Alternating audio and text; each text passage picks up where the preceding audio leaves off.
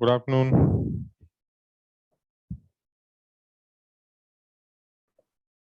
Good afternoon. Good afternoon, sir. Good afternoon. Good afternoon.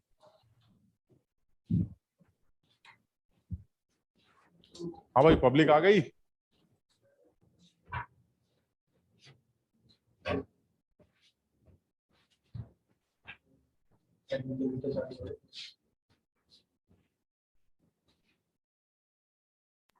Sir आपकी voice चली गई।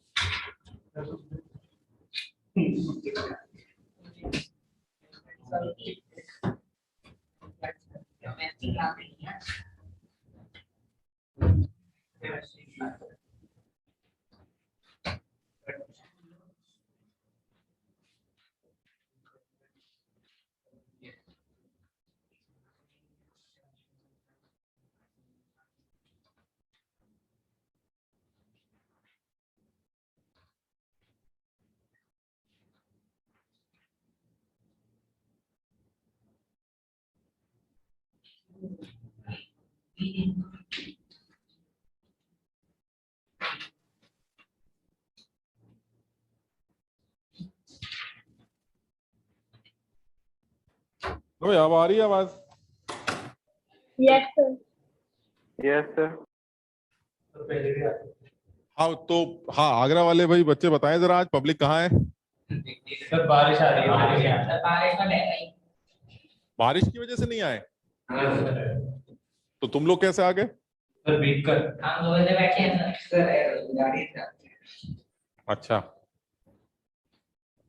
कुछ बच्चे मुझे लग रहा है शायद ऑनलाइन भी हैं, काफी बच्चे ऑनलाइन भी हैं। ठीक है, तो लास्ट क्लास में क्या कर रहे थे? n factor of acids। अच्छा ठीक है, तो लास्ट क्लास में एसिड्स के एन फैक्टर के बारे में बात कर रहे थे। क्या क्या डिसाइड हुआ था? एसिड्स का एन फैक्टर ये नया एक तरह से सेकंड चैप्टर है। मोल कॉन्सेप्ट का एक सेकंड एक्सटेंडेड फॉर्म।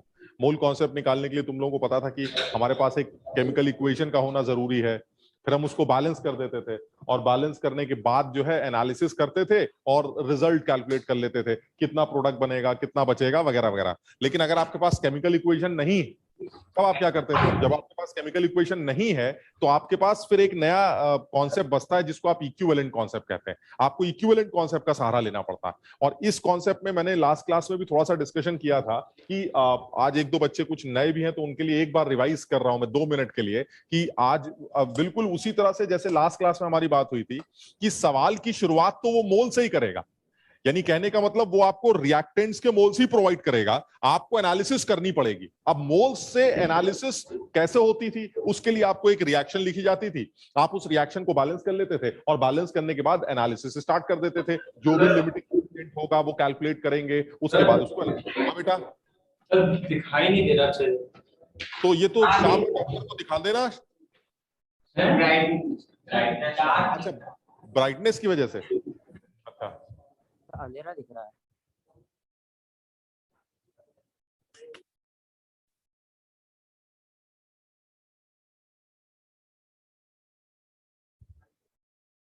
अब तो ये बिल्कुल ही चला गया यार। ये क्या बिल्कुल दिखाई नहीं दे रहा है क्या? तो बहुत डार्क दिखाई दे रहा है। तो बहुत डार्क दिखाई दे रहा है। तो बिल्कुल ब्लैंक एक्चुअली जहां से आज मैं क्लास ले रहा हूं वहां पर लाइट नहीं है, क्योंकि आज बहुत हैवी रेनफॉल हुआ है।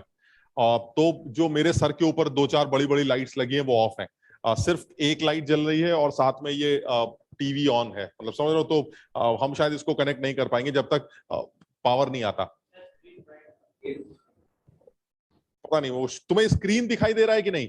तो फिर ऐसे समझना जैसे ऐसे ही कोई लिख रहा है, मतलब मैं नहीं दिखूंगा, कोई फर्क नहीं पड़ेगा, बट तुम्हें स्क्रीन दिखाई दे रहा है, मेरी आवाज भी सुनाई दे रही है, तो काम चल जाएगा। ठीक, तो मैं ये कह रहा हूं कि लास्ट क्लास में हमारी बात हुई थी कि आपको रिएक्टेंट्स के मोल्स प्रोवाइड किए जाते हैं और उन मोल से आप मोल कॉन्सेप्ट का इस्तेमाल करते थे और मोल कॉन्सेप्ट अप्लाई करते थे और मोल कॉन्सेप्ट को यूज करके आप रिजल्ट निकाला करते थे। लास्ट क्लास में हमारी ये बात हुई थी। लेकिन उसके लिए फिर वही है कि सर अगर आपने ये वाला जिस कॉन्सेप्ट की आप बात कर रहे हैं, जिसको आप मोल कॉन्सेप्ट कहते हैं, इस कॉन्सेप्ट को अगर आप यूज कर रहे हैं तो इसकी अपनी एक प्रॉपर रिक्वायरमेंट है, दैट इज इक्वेशन। आपके पास केमिकल इक्वेशन का होना जरूरी है। अगर केमिकल इक्वेशन नहीं तो फिर आप ये काम नहीं कर पाएंगे। बेटा आप कुछ चमक रहे हैं हम?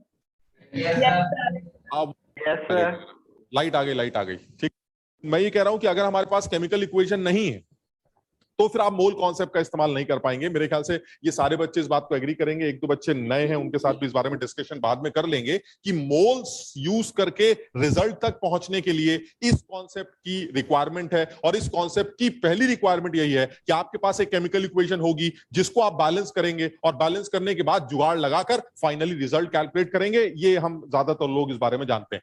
लेकिन अब दिक्कत क्या है? दिक्कत ये कि सर ये नया चैप्टर जब ये हो चुकी बात कि एनालिसिस इस तरह से की जाती है, तो अब आप इसको नए चैप्टर की तरफ या मुश्किल चैप्टर की तरफ क्यों लेके गए? ये फिजिकल केमिस्ट्री का एक सबसे मुश्किल चैप्टर में जिसको काउंट किया जाता है, आप जबरदस्ती हमें क्यों कंफ्यूज कर रहे हैं? जबरदस्ती मुश्किल चीज क्यों पढ़ा रहे हैं? उसका रीजन ये है कि अगर मान लो ये केमिकल इक्वेशन गिवन ना हो और आपको भी नहीं आती, ना उसने दी ना आपको आती, तो ऐसे में फिर आप मोल्स को यूज करके रिजल्ट तक कैसे पहुंचेंगे? ये आप नहीं कर सकते। तो ऐसे में आपको ये पाथ चेंज करना पड़ेगा। यानी स्टार्टिंग मोल से है, एंड इज रिजल्ट, हमें रिजल्ट तक पहुंचना है। बट आप इस पाथ को फॉलो नहीं कर पाएंगे, बिकॉज इस पाथ को फॉलो करने के लिए मुझे मोल कॉन्सेप्ट आना चाहिए, और मोल कॉन्सेप्ट की बेसिक रिक्वायरमेंट है केमिकल इक्वेशन। अगर केमिकल इक्वेशन गिवन नहीं है तो आप मोल्स को यूज करके रिजल्ट तक नहीं पहुंच पाएंगे। तो मैंने लास्ट क्लास में बताया था कि अगर आपको फिर भी रिजल्ट तक पहुंचना है तो आप अपना पाथ चेंज कर दीजिए, मोल से कन्वर्ट करिए इसको सबसे पहले इक्विवेलेंट्स में। हम बात करेंगे इस बारे में। सबसे पहले कि जिस सब्सटेंस के मोल्स गिवन है उस सब्सटेंस के मोल्स को कन्वर्ट कर दीजिए उसी सब्सटेंस के उस रिएक्शन में जो इक्विवेलेंट्स है। कैसे कन्वर्ट करेंगे मैं अभी बात करूंगा, ठीक। और जब वो इक्विवेलेंट्स निकल आएंगे तो आप इक्विवेलेंट्स निकल आने के बाद इन इक्विवेलेंट्स को निकलने के बाद एक नया कॉन्सेप्ट यूज करेंगे जिसको इक्विवेलेंस कॉन्सेप्ट कहा जाता है। दिस इज इक्विवेलेंट कॉन्सेप्ट या लॉ ऑफ इक्विवेलेंस। हम इस बारे में दोनों में कोई भी बात कर सकते हैं, और उसके बाद इसको यूज करके आप रिजल्ट कैलकुलेट कर सकते हैं। और ये जो भी रिजल्ट कैलकुलेट करेंगे ये रिजल्ट वही निकल के आएगा जो आना चाहिए था बैलेंस इक्वेशन को यूज करके। उसके बावजूद भी आप ये काम कर पा रहे हैं क्योंकि आपके पास बैलेंस इक्वेशन नहीं है, उसके बावजूद भी आप रिजल्ट तक पहुंच सकते हैं। लेकिन उसके लिए आपको पाथ चेंज करना पड़ेगा। पाथ क्या है मेरा? या तो आप नीचे आ जाइए डायरेक्टली, लेकिन उसके लिए मोल कॉन्सेप्ट लगाना पड़ेगा। मोल कॉन्सेप्ट के लिए इक्वेशन की जरूरत है। इक्वेशन आपको सवाल में अगर दे रखी है तब तो ये बेस्ट मेथड है, इसमें कुछ करना ही नहीं। लेकिन अगर इक्वेशन नहीं दे रखी है तो आप मोल से पहले इक्विवेलेंट्स के पास आइए, इक्विवेलेंट्स के बाद इक्विवेलेंट कॉन्सेप्ट पर आइए, और इक्विवेलेंट कॉन्सेप्ट से रिजल्ट तक आइए। आपको नया पाथ फॉलो करना पड़ेगा, तब जाके आपका काम चल जाएगा। ये कहानी, ये हमारी लास्ट क्लास में बात हुई, ठीक।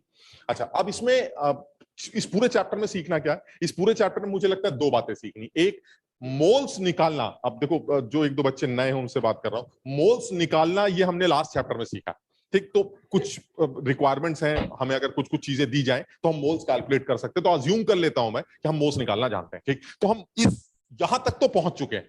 सवाल में मोल्स डायरेक्टली या इनडायरेक्टली किसी ना किसी फॉर्म में दिए जाएंगे और वो मैं निकाल लूंगा। लेकिन यहां से यहां कैसे जाऊंगा, ये एक पहला टास्क है मेरा इस नए चैप्टर को सीखने का। और मान लो मैं मोल से यहां तक आ भी गया तो फिर ये नीचे उतरने के टाइम पर ये जो नया कॉन्सेप्ट है मेरे सामने, जिसको लॉ ऑफ इक्विवेलेंस या इक्विवेलेंट कॉन्सेप्ट कहा जाता है, ये भला क्या है? अगर ये और सीख लिया जाए तो उसके बाद फटाक से रिजल्ट तक पहुंच जाएंगे, चैप्टर खत्म हो जाएगा। यानी इस पूरे चैप्टर में आप भले इसको कैसा भी चैप्टर माने, मुश्किल बोला जाता है, दुनिया भर की बातें बोली जाती हैं इस चैप्टर के बारे में, बट मुझे लगता है कि अगर इस चैप्टर को ब्रॉड वे में समझना चाहते हैं, सीखना चाहते हैं, तो अपने आप को थोड़ा सा रिलैक्स करते हैं। मुझे दो बातें सीखनी है, भले उन दो बातों को सीखने में मेहनत बहुत ज्यादा करनी पड़े, बट अल्टीमेटली मुझे दो चीजें सीखनी है। एक, मोल से इक्विवेलेंस तक पहुंचना, और उसके बाद इक्विवेलेंस से लॉ ऑफ इक्विवेलेंस को सीखना। ये दो चीजें अगर मुझे पता चल जाए तो मेरा काम चल जाएगा, ठीक। अच्छा, अब इसमें हम सबसे पहली बात सीख रहे थे लास्ट क्लास में भी कि मोल से इक्विवेलेंस तक पहुंचने के लिए मुझे एक ब्रिज है जिसको तय करना पड़ता है। हम सब उस ब्रिज का नाम याद कर लेते हैं, उसे एन फैक्टर या वैलेंसी फैक्टर के नाम से जाना जाता है। ज्यादातर बुक्स में इन्हीं दो नामों से इसको पहचाना जाता है, तो हमने भी इनको इन्हीं दो नामों से याद कर लिया कि या तो एन फैक्टर एक चीज है या वैलेंसी फैक्टर एक चीज है। यानी कहने का मतलब यह हुआ कि अगर आपको जिस सब्सटेंस के मोल्स गिवन है, अगर मैं उस सब्सटेंस के मोल्स को जिस भी सब्सटेंस के मोल्स मुझे सवाल में दे रखे हैं डायरेक्टली या इनडायरेक्टली, अगर मैं उसके मोल्स को उस सब्सटेंस के n फैक्टर से मल्टीप्लाई कर दूं तो मुझे उस सब्सटेंस के उस रिएक्शन में जितने भी इक्विवेलेंट्स हैं वो मिल जाएंगे। ये मेरी पहली बात। यानी कहने का मतलब क्या हुआ कि अगर आप ये बताना चाह रहे हैं कि मोल्स को इक्विवेलेंट्स में कन्वर्ट करने के लिए क्या करना होगा, तो मोल्स को इक्विवेलेंट्स में कन्वर्ट करने के लिए आपको उस सब्सटेंस के जिसके मोल्स गिवन है, उस सब्सटेंस के उस सवाल में जो भी n फैक्टर होगा उससे मल्टीप्लाई करना पड़ेगा, और मल्टीप्लाई करके आपको इक्विवेलेंट्स कैलकुलेट करने पड़ेंगे। ये पहला फॉर्मूला है जो मुझे लर्न करना है। चलिए, एक बात ये हो गई। अब इससे क्या पता चल रहा है? इससे पता चल रहा है कि ये जो ब्रिज है हमारा, जिसको आप एन फैक्टर कह रहे हैं, मुझे उस तरह के सब्सटेंसेस के एन फैक्टर कैलकुलेशन का आइडिया होना चाहिए। अब एन फैक्टर कैलकुलेशंस अगर मुझे आती होंगी तो मैं उस सब्सटेंस के मोल्स को एन फैक्टर से मल्टीप्लाई करके इक्विवेलेंस कैलकुलेट करता रहूंगा, और उसके बाद ये लॉ ऑफ इक्विवेलेंस सीखूंगा। और मैं तुमने पहले भी बताया था, मैंने तुम्हें, ये लॉ ऑफ इक्विवेलेंस तो इस मोल कॉन्सेप्ट से 1000 टाइम्स इजी है। इसमें तो कुछ भी नहीं सीखना, मतलब सारी जो मेहनत है थोड़ी बहुत वो ये कन्वर्जन की है, उसके बाद कोई खास मेहनत नहीं है। बच्चा अगर समझदार है तो उसके बाद वाली चीजें उसको आसानी से समझ में आ जाएंगी। ठीक, यानी कहने का मतलब ये हुआ कि मुझे सबसे पहले ये सीखना था कि जिस सब्सटेंस के मोल्स प्रोवाइड किए गए उस सब्सटेंस के एन फैक्टर को कैसे कैलकुलेट किया जाए, और एन फैक्टर को कैलकुलेट करके मल्टीप्लाई करके आप उस सब्सटेंस के इक्विवेलेंट्स कैसे कैलकुलेट करेंगे। इस पूरे प्रोसेस में लास्ट क्लास में हमने एन फैक्टर कैलकुलेशंस में एसिड्स के एन फैक्टर को लेकर कुछ डिस्कशन किया। तो सब लोगों को ये वाली बात याद है कि एसिड्स के एन फैक्टर कैसे निकाले गए थे? कुछ याद आ रहा है?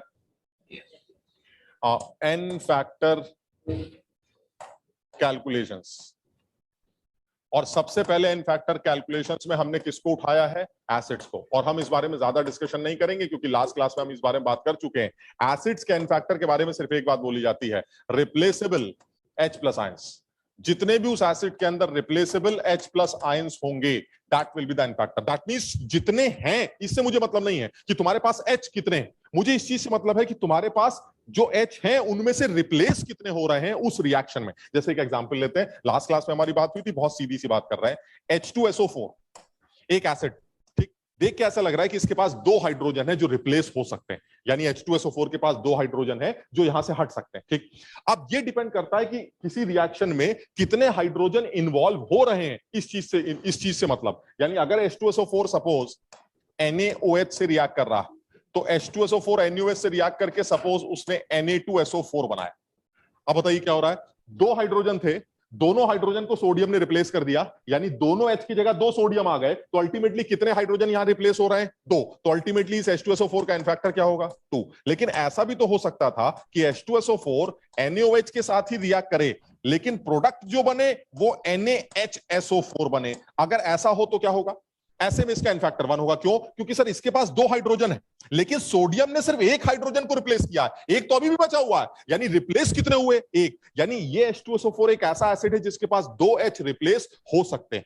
अगर दोनों हो गए तो एन फैक्टर 2, अगर एक ही हुआ तो एन फैक्टर 1। यानी H2SO4 की बेसिसिटी, भले ही आप इसको 2 क्यों ना बोले, the basicity is equal to 2, but the n factor can be 1 और 2। यानी बेसिसिटी और एन फैक्टर का क्या रिलेशन हुआ? बेसिसिटी का मतलब है वो मैक्सिमम H+ जो वो रिप्लेस करवा सकता, दैट इज बेसिसिटी। यानी H2SO4 मैक्सिमम कितने H+ रिप्लेस करवा सकता है? 2। So H2SO4 is a di basic acid. लेकिन जब एन फैक्टर की बारी आएगी तो क्या होगा? वो डिपेंड करता है, अगर आपने मेरे दोनों निपटा दिए तो एन फैक्टर 2, अगर आपने मेरा एक ही H हटाया तो एन फैक्टर 1। यानी ये डिपेंड करेगा उस रिएक्शन के अंदर जो एसिड आपने यूज किया है, उस एसिड के पास कितने ऐसे H हैं जो अपने वो रिप्लेस करने में यूज कर रहा है। जितने H वो रिप्लेस करवाएगा पर mole, that will be the n factor of H2SO4, that will be the n factor of that acid.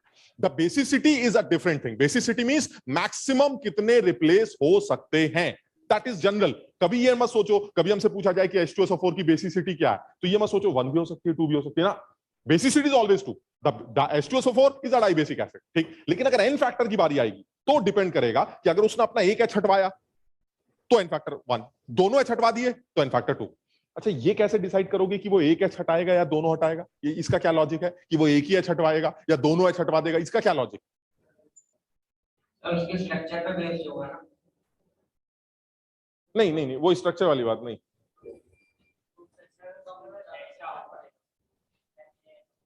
नहीं नहीं, नहीं, सवाल नहीं समझे ना। मैं सवाल ये पूछ रहा हूं कि H2SO4 के पास आप ये कह रहे हैं 2 H निकालने के, 2 H निकल सकते हैं, ठीक, तो मैं ये पूछ रहा हूं कि ये कौन डिसाइड करेगा कि वो अभी एक ही H निकाल रहा है या फिर दोनों H? बेस डिसाइड करेगा। कौन कौन डिसाइड कर रहा है? बेस बेस बिल्कुल सही, ये बेस डिसाइड करेगा ना। समझो कौन खींच रहा है इसका एच? बेस। बेस ये कह रहा है भाई मेरा अमाउंट तो कम है, मैं तो कम लिया गया हूं।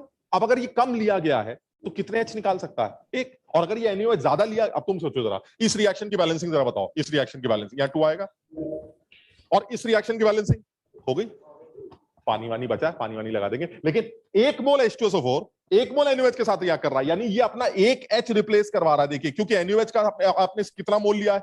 1 मोल। लेकिन यहां पर NaOH के कितने मोल? 2। इसका मतलब ये हुआ ये 2 मोल NaOH, इसके दोनों H एक्सट्रैक्ट कर सकते हैं क्योंकि NaOH का अमाउंट ज्यादा लिया गया। यानी अगर NaOH का अमाउंट कम लिया गया है तो वह H2SO4 के 1 H को निकालेगा, बात खत्म। और अगर NaOH ज्यादा लिया गया है, NaOH 2 मोल लिया गया है, यानी जितने मोल H2SO4 के लिए गए अगर उसके डबल NaOH के लिए गए तो पहले वो 1 H खींचेगा और फिर दूसरा H खींचेगा, यानी उसके दोनों H को निपटा देगा। और ऐसे में उसका एन फैक्टर क्या कंसीडर किया जाएगा? 2। लेकिन अगर आपने NaOH का अमाउंट और H2SO4 का अमाउंट बराबर ले रखा है, 1 मोल 1 mole NaOH, 1 mole H2SO4. In that case, if the moles of NaOH and H2SO4 are same, ultimately NaOH बेचारा वो सिर्फ एक H को ही एक्सट्रैक्ट कर पाएगा, जिसकी वजह से फाइनली जो प्रोडक्ट बनेगा it will B only NaHSO4। यानी अल्टीमेटली ये कौन डिसाइड करने वाला है कि एक डाई बेसिक एसिड या ट्राई बेसिक एसिड अपने सारे H निकाल देगा या एक H निकालेगा या 2 H निकालेगा? ये डिसाइड करेगा बेस का अमाउंट। अगर बेस कम अमाउंट में लिया गया है तो वो अकॉर्डिंगली कम H एक्सट्रैक्ट कर पाएगा, अगर बेस का अमाउंट ज्यादा लिया गया है तो वो ज्यादा H एक्सट्रैक्ट कर पाएगा। जैसे बिल्कुल इसी तरह से एक एग्जांपल और ले लेते हैं। मान लीजिए S3PO4 का एक एग्जांपल लेते हैं। S3PO4 का एक एग्जांपल ले लेते हैं। मान लीजिए कुछ ऐसा ले लेते हैं। अब तुम ये बताओ, हम सब जानते हैं S3PO4 it is a try basic acid. ये ट्राई बेसिक का मतलब क्या हुआ? ट्राई बेसिक का मतलब है सर ये मैक्सिमम 3 H अपने निकलवा सकता है। दैट डिपेंड्स कि आपने NaOH कितना, बेस कितना लिया है। तो अगर आपने भर के डाल दिया बेस तो ऐसे में एक H निकालेगा, दूसरा H निकालेगा, तीसरा H निकालेगा, तीनों H खींच लेगा, तो ऐसे में इसका एन फैक्टर 3 हो जाएगा। लेकिन अगर आपने बेस का अमाउंट कम लिया है तो वो यही कह सकता है भाई ऐसा मेरा अमाउंट कम है, मैं एक H निकाल के अपना खत्म हो जाऊंगा, बात खत्म होगी। तो ऐसे में आपका एन फैक्टर चेंज हो सकता है। तो अगर मान लीजिए मैं ये बोलूं कि S3PO4 एक ऐसी रिएक्शन में इन्वॉल्व हो रहा है जिसमें 1 मोल S3PO4 reacts with 1 mole NaOH। आप बताइए जरा, ऐसे में इसका एन फैक्टर क्या लेना चाहिए? 1 मोल S3PO4 1 मोल NaOH के साथ रिएक्ट कर रहा है। चलिए रिएक्शन लिखते हैं। कैसे लिखेंगे? S3PO4 का 1 मोल NaOH के साथ रिएक्ट कर रहा है। आप बताइए जरा क्या बनेगा? एक NaOH का 1 मोल लिया जाएगा तो एक H रिप्लेस हो जाएगा, इट विल बी NaH2PO4। ऐसे में मेरे पास 3 हाइड्रोजन थे जो रिप्लेस हो सकते थे, लेकिन सोडियम ने तो एक ही रिप्लेस किया, तो ऐसे में इसका एन फैक्टर क्या हो गया? 1। लेकिन अगर यही सवाल ऐसे ना हो कि ऐसे पूछा जाता 1 मोल H3PO4 प्लस 3 मोल्स NaOH, मान लीजिए ऐसा होता, अब क्या होगा? अब सर NaOH क्या बोलेगा? पहले मैं तेरा एक H निकालूंगा, अब अगर मैं बच गया तो तेरा दूसरा H भी निकालूंगा, और अगर मैं और बच गया तो तेरा तीसरा H भी निकालूंगा। और मुझे ऐसा लगता है कि इस बार NaOH का अमाउंट 3 टाइम्स लिया गया है। वो एक H को निकालेगा, दूसरे H को निकालेगा, तीसरे H को निकालेगा, और मैं तुम्हें तीनों H को निकालने की देखो इक्वेशन लिख के दिखाता हूं। हाँ बिल्कुल, Na3PO4 S3PO4 NaOH के साथ रिएक्ट करेगा, सबसे पहले एक H निकालेगा। देखना जरा, यहां तक ठीक? अब बताओ क्या NaOH बचा है? इस रिएक्शन के अकॉर्डिंगली 1 मोल मेरा, 1 मोल तुम्हारे के साथ रिएक्ट करेगा, ठीक? लेकिन तुम्हारे लिए कितने गए? 3। तो इसका मतलब तुम्हारे 2 मोल्स बच गए। अगर बच गए तो जो ये प्रोडक्ट बना, क्या ये अपना दूसरा H भी निकालने के लिए तैयार है? क्योंकि NaOH अभी बचा हुआ है। तो अब सेकंड इक्वेशन स्टार्ट होगी। सेकंड इक्वेशन क्या होगी? NaH2PO4 बचे हुए NaOH के साथ दोबारा रिएक्ट करेगा और वो उसका एक H और खींच लेगा। अब बताइए क्या अभी भी इसके पास एक H बचा है? बचा है। तो अभी भी NaOH बचा है क्योंकि 1 मोल इसका 1 मोल के साथ रिएक्ट करेगा। इसके 3 थे, एक यहां खर्च हो गया, एक यहां खर्च हो गया, 1 मोल बचा हुआ है। तो ऐसे में वो तीसरी रिएक्शन भी प्रोसीड करेगा और वो होगा Na2HPO4 बचे हुए लास्ट मोल NaOH के साथ रिएक्ट करके Na3PO4 बना देगा। यानी अल्टीमेटली S3PO4 जब NaOH के साथ रिएक्ट करेगा, आप इन तीनों इक्वेशंस को ऐड करिए तो उस केस में जो नेट इक्वेशन बनेगी वो क्या बनेगी? S3PO4 plus 3 NaOH Na3PO4। Plus H2, यानी ये आपकी फाइनल इक्वेशन होगी। बैलेंस करने के बाद इसको बैलेंस कर लेंगे, यानी अल्टीमेटली जो समझ में आ रहा है वो ये कि H3PO4 भले ही एक ट्राई बेसिक एसिड क्यों ना हो, लेकिन NaOH का अमाउंट ही डिसाइड करेगा कि वो कितने OH लेने जा रहा है।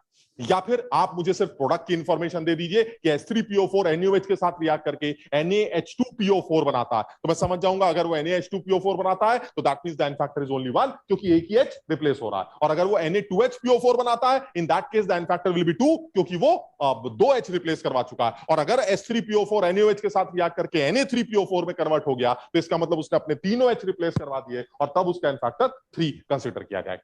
क्लियर है यहां तक?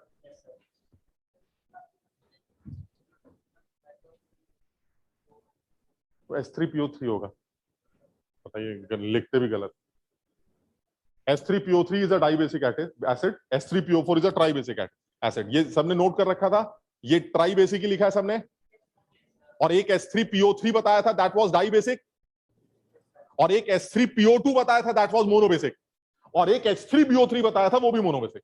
ये सब लोगों को याद है ये वाली बात? तो इसको ये 3 एक्सेप्शंस थे, इनको जरूर याद कर लेते हैं, इसमें ज्यादा दिमाग नहीं लगाते हैं। अब रीजन तो चलो बार बार आते रहेंगे यार, अभी बहुत ज्यादा कॉन्सेंट्रेट मत करो कि सर H3BO3 में बड़ा आपने टेक्निकल बात बताई थी, बोरॉन इलेक्ट्रॉन डेफिशिएंट होता है, पानी इलेक्ट्रॉन, ठीक है, अगर समझ में आ गया तो ठीक है, थोड़ा बहुत भी समझ में आ गया तो भी ठीक है, आगे बहुत बार आएगा ये, लेकिन कम से कम इतना क्लियर हो गया कि सर अगर H3BO3 का नाम लोगे तो n factor will be 1, acidity will be 1। और मुझे याद है आईआईटी के पेपर में ये सवाल पूछा जा चुका है कि इन 4 एसिड्स में से वो कौन सा एसिड है जिसकी बेसिसिटी HCl के बराबर होती। ये सवाल आईआईटी में पूछा गया।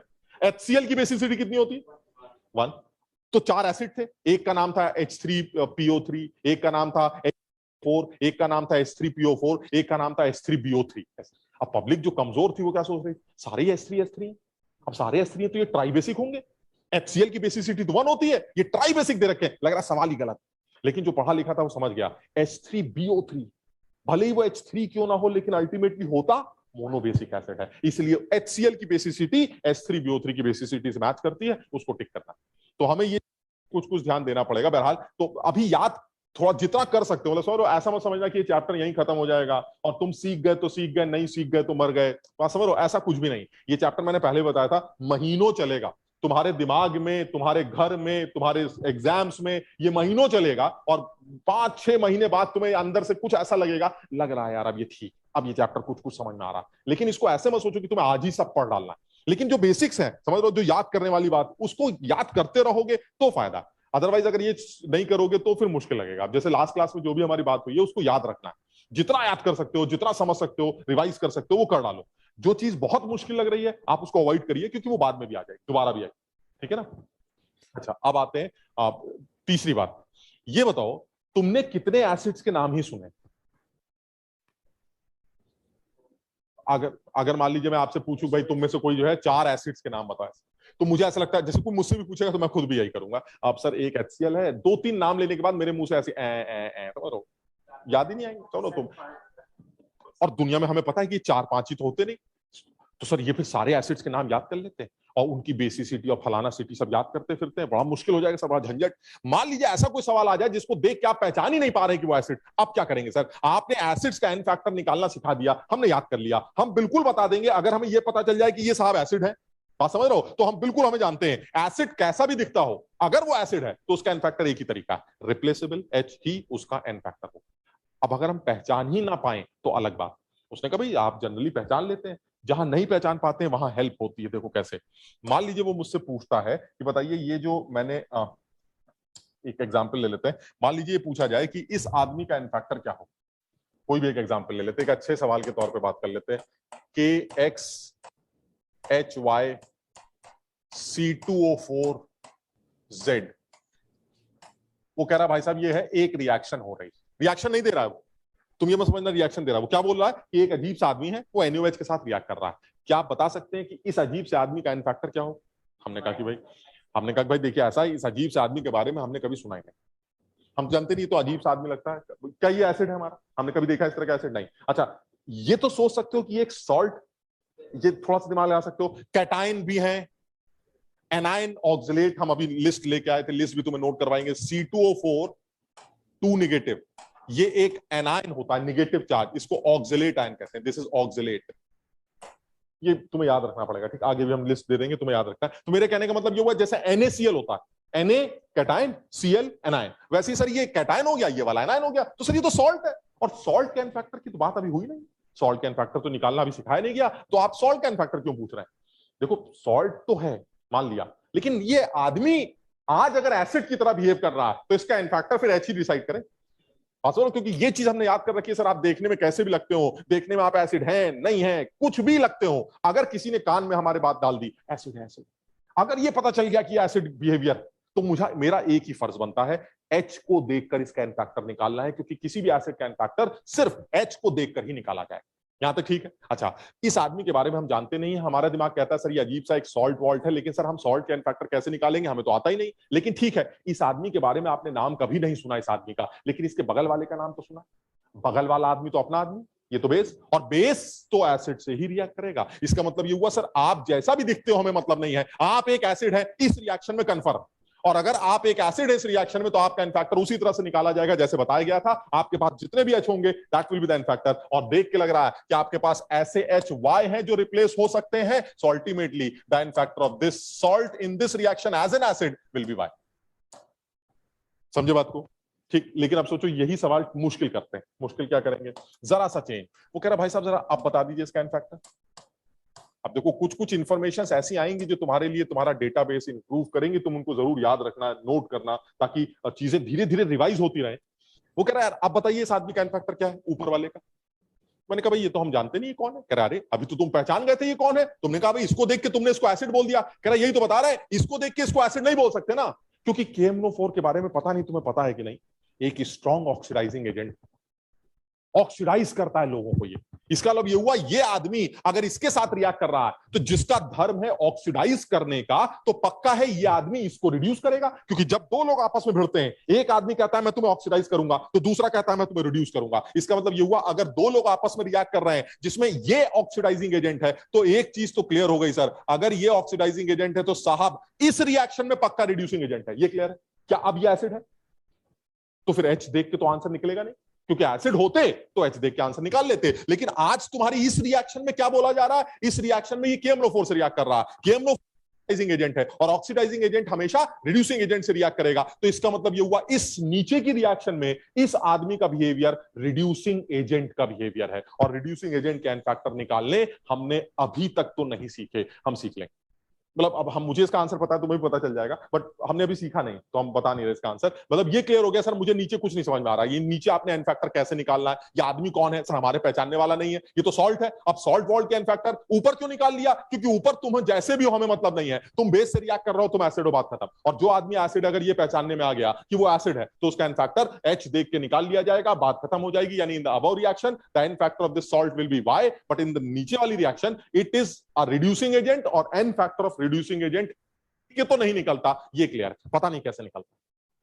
ठीक है, यानी सेकंड रिएक्शन में इसका एन फैक्टर तो क्वेश्चन मार्क है, लेकिन फर्स्ट रिएक्शन में इसका एन फैक्टर बहुत आसानी से Y निकाला जा सकता है।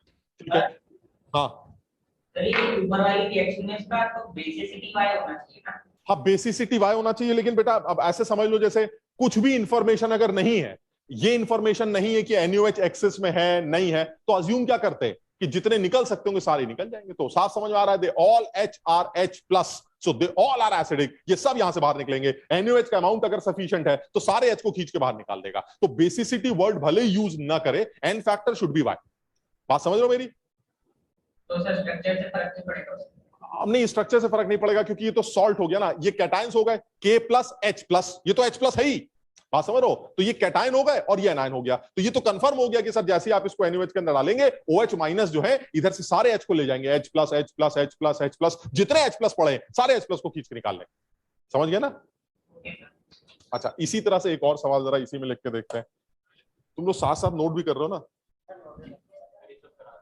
ये कर चुके थे हम? अच्छा ठीक, चलिए। और तो फिर ये सवाल ये वाला क्यों पूछ रहा है? चलिए नेक्स्ट सब उस पे आते हैं। अब ये बताओ बेस का एन फैक्टर कैसे निकाला जाए?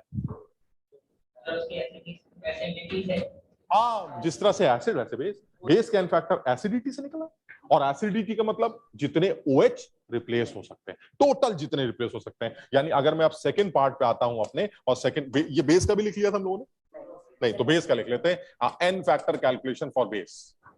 एन फैक्टर कैलकुलेशंस, और इसमें कोई एक्सेप्शन नहीं है, बहुत आसान है, इसमें एक लाइन में बात खत्म कर देते हैं, कोई ड्रामेबाजी नहीं है। N factor calculations for base में सिर्फ एक लाइन लिख देते हैं,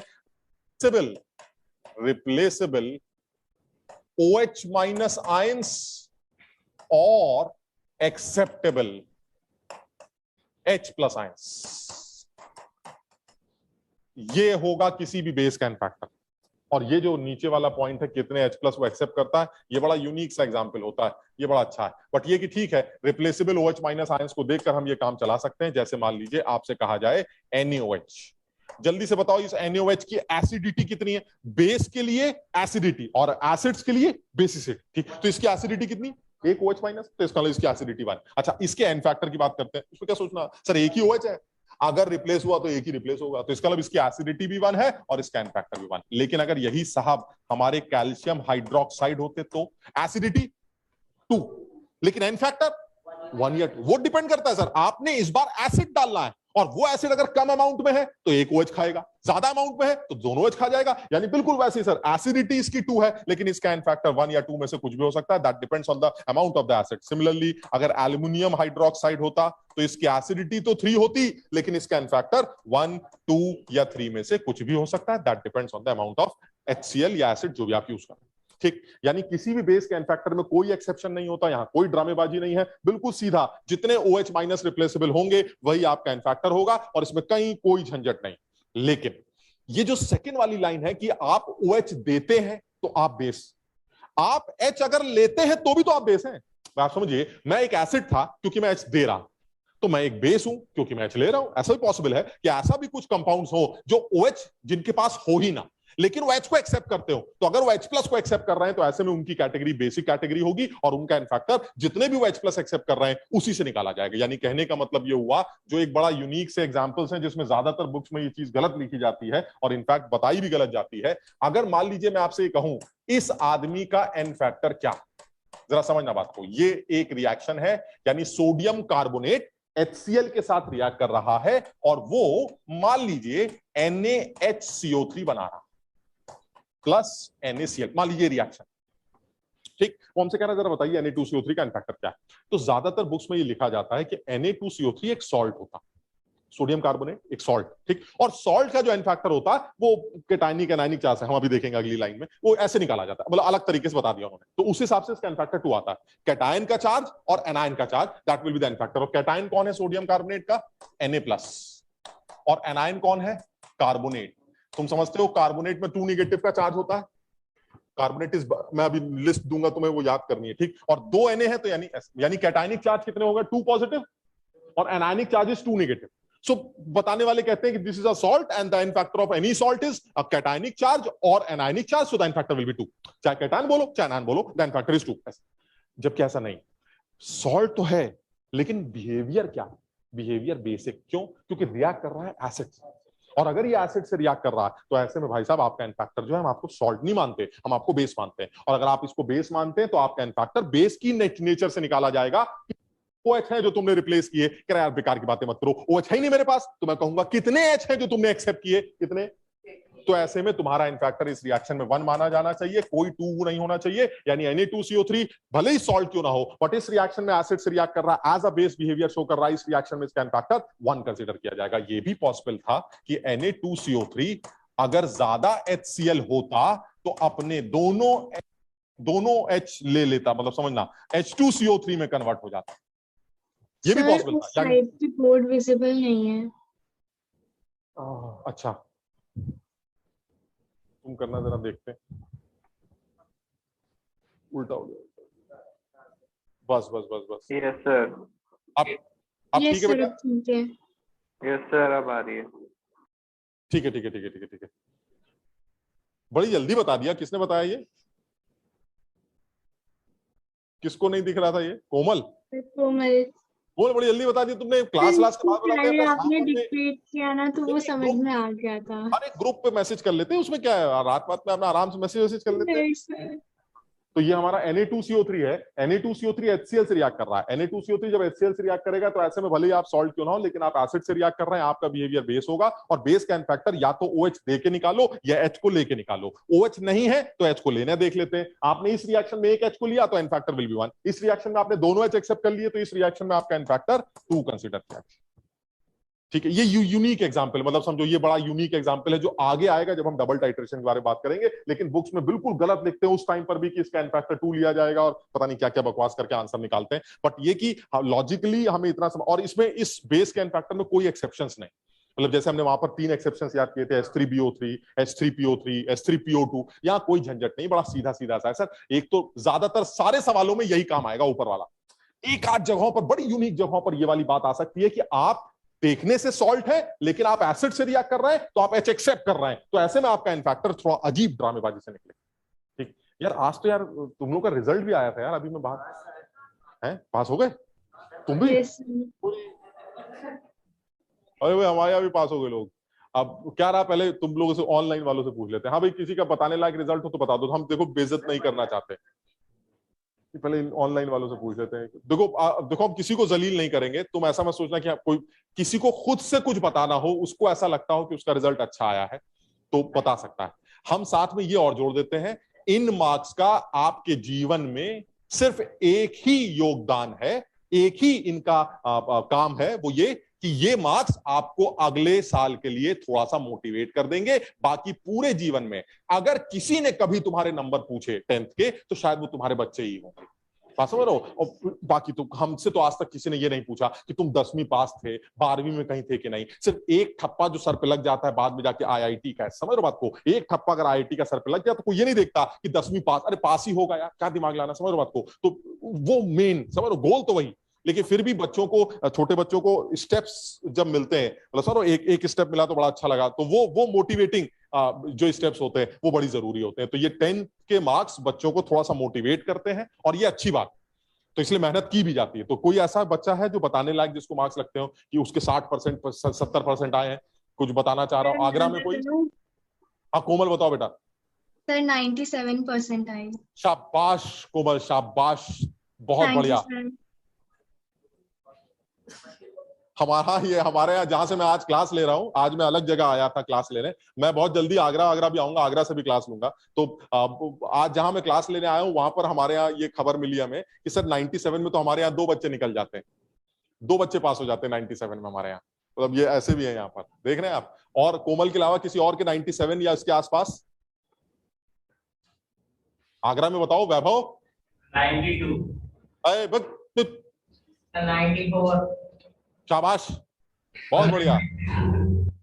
और तकरीमा? सर मैंने चेक नहीं किया, अभी एरर हो रहा है। ये तकरीबन, ये बात समझ में नहीं आई, चेक क्यों नहीं किया तुमने? सर ओपन नहीं हो रहा, रिजल्ट एरर हो रहा था वेबसाइट पे। अच्छा, नहीं तो तुम पहले चेक कर लो रिजल्ट दिया भी है कि नहीं उन्होंने, बहुत जरूरी है भाई। ये नैतिक पास हुए बेटा? Yes sir. कितने आए बेटा? हम तुम्हारी आवाज से समझ गए, ना बताना चाहो तो ना बताना, छोड़ो, कोई बात नहीं, कोई बात है ना, कोई बात, ठीक। और कोई? लवली? सर अच्छा नहीं है। कितने? सर अच्छा नहीं है। अच्छा नहीं है, अच्छा कोई बात नहीं, चलता है यहाँ। सब एक जैसे हैं, सब एक जैसे, कोई वो नहीं, ठीक। इधर से तुम लोग भी बता दो अपना कोई। तुम्हारा तो मैं अभी निकाल रहा था, 96 तुम्हारे थे ना? 96 है, एक बच्ची के हमारे 96, 97 वाली सृष्टि के हमारे 97, शाबाश। देखा? और बताओ? 94 वाले भी हैं, बहुत बढ़िया। और कोई? 94, शाबाश। 94, 90, अच्छा 84, शाबाश, बहुत बढ़िया। मतलब ठीक है, मतलब सारे बच्चे ठीक ठाक से रिजल्ट लेके आए। उधर भी जितने तुम लोग बैठे हो सब ऑनलाइन वाले, सब बहुत बढ़िया रिजल्ट लेके आए। और ठीक है यार, समझा करो, और कितने चाहिए होते हैं यार, बहुत। अब इंपॉर्टेंट, मतलब अब इंपॉर्टेंट है, अब ये चीज डिसाइड करेगी, इसलिए सब लोग इन चीजों पर अब ज्यादा फोकस करें। मतलब समझो, ये पढ़ते हैं हम लोग, ठीक। अब हम लोग, मेरा जो छोड़ो में, नहीं हमारा समय अलग था, और मैं यूपी बोर्ड से था, मैं लखनऊ में रहता था, तो यूपी बोर्ड, और यूपी बोर्ड में नंबर बड़े कम आते थे। यूपी बोर्ड में खराब मार्क्स आते थे। हाँ 60 वही होता था, 60% फर्स्ट डिवीजन। एक वो होता था मेरिट लिस्ट, समझ रहे हो बात को, तुमसे ज्यादा थे हमारे यूपी बोर्ड में भी।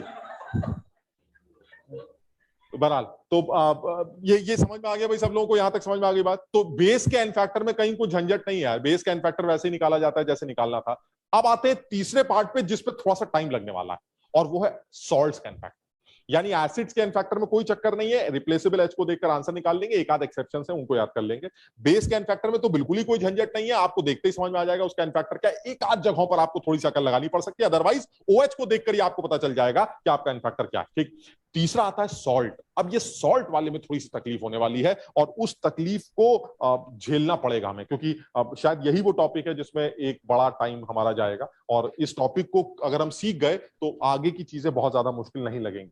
ये सॉल्ट्स के एन फैक्टर में बहुत सारी बातें आती हैं। अगर सिर्फ एनसीईआरटी लेवल पर बात करते हैं तो भी मैं तुम्हें बताता हूं वो क्या बोलते हैं, लेकिन मेरे हिसाब से हमें ऑलमोस्ट सारी बातों को ही कवर करना चाहिए। तो सॉल्ट्स के एन फैक्टर कैलकुलेशंस में कुछ चीजों का ध्यान रखना है। एन फैक्टर कैलकुलेशंस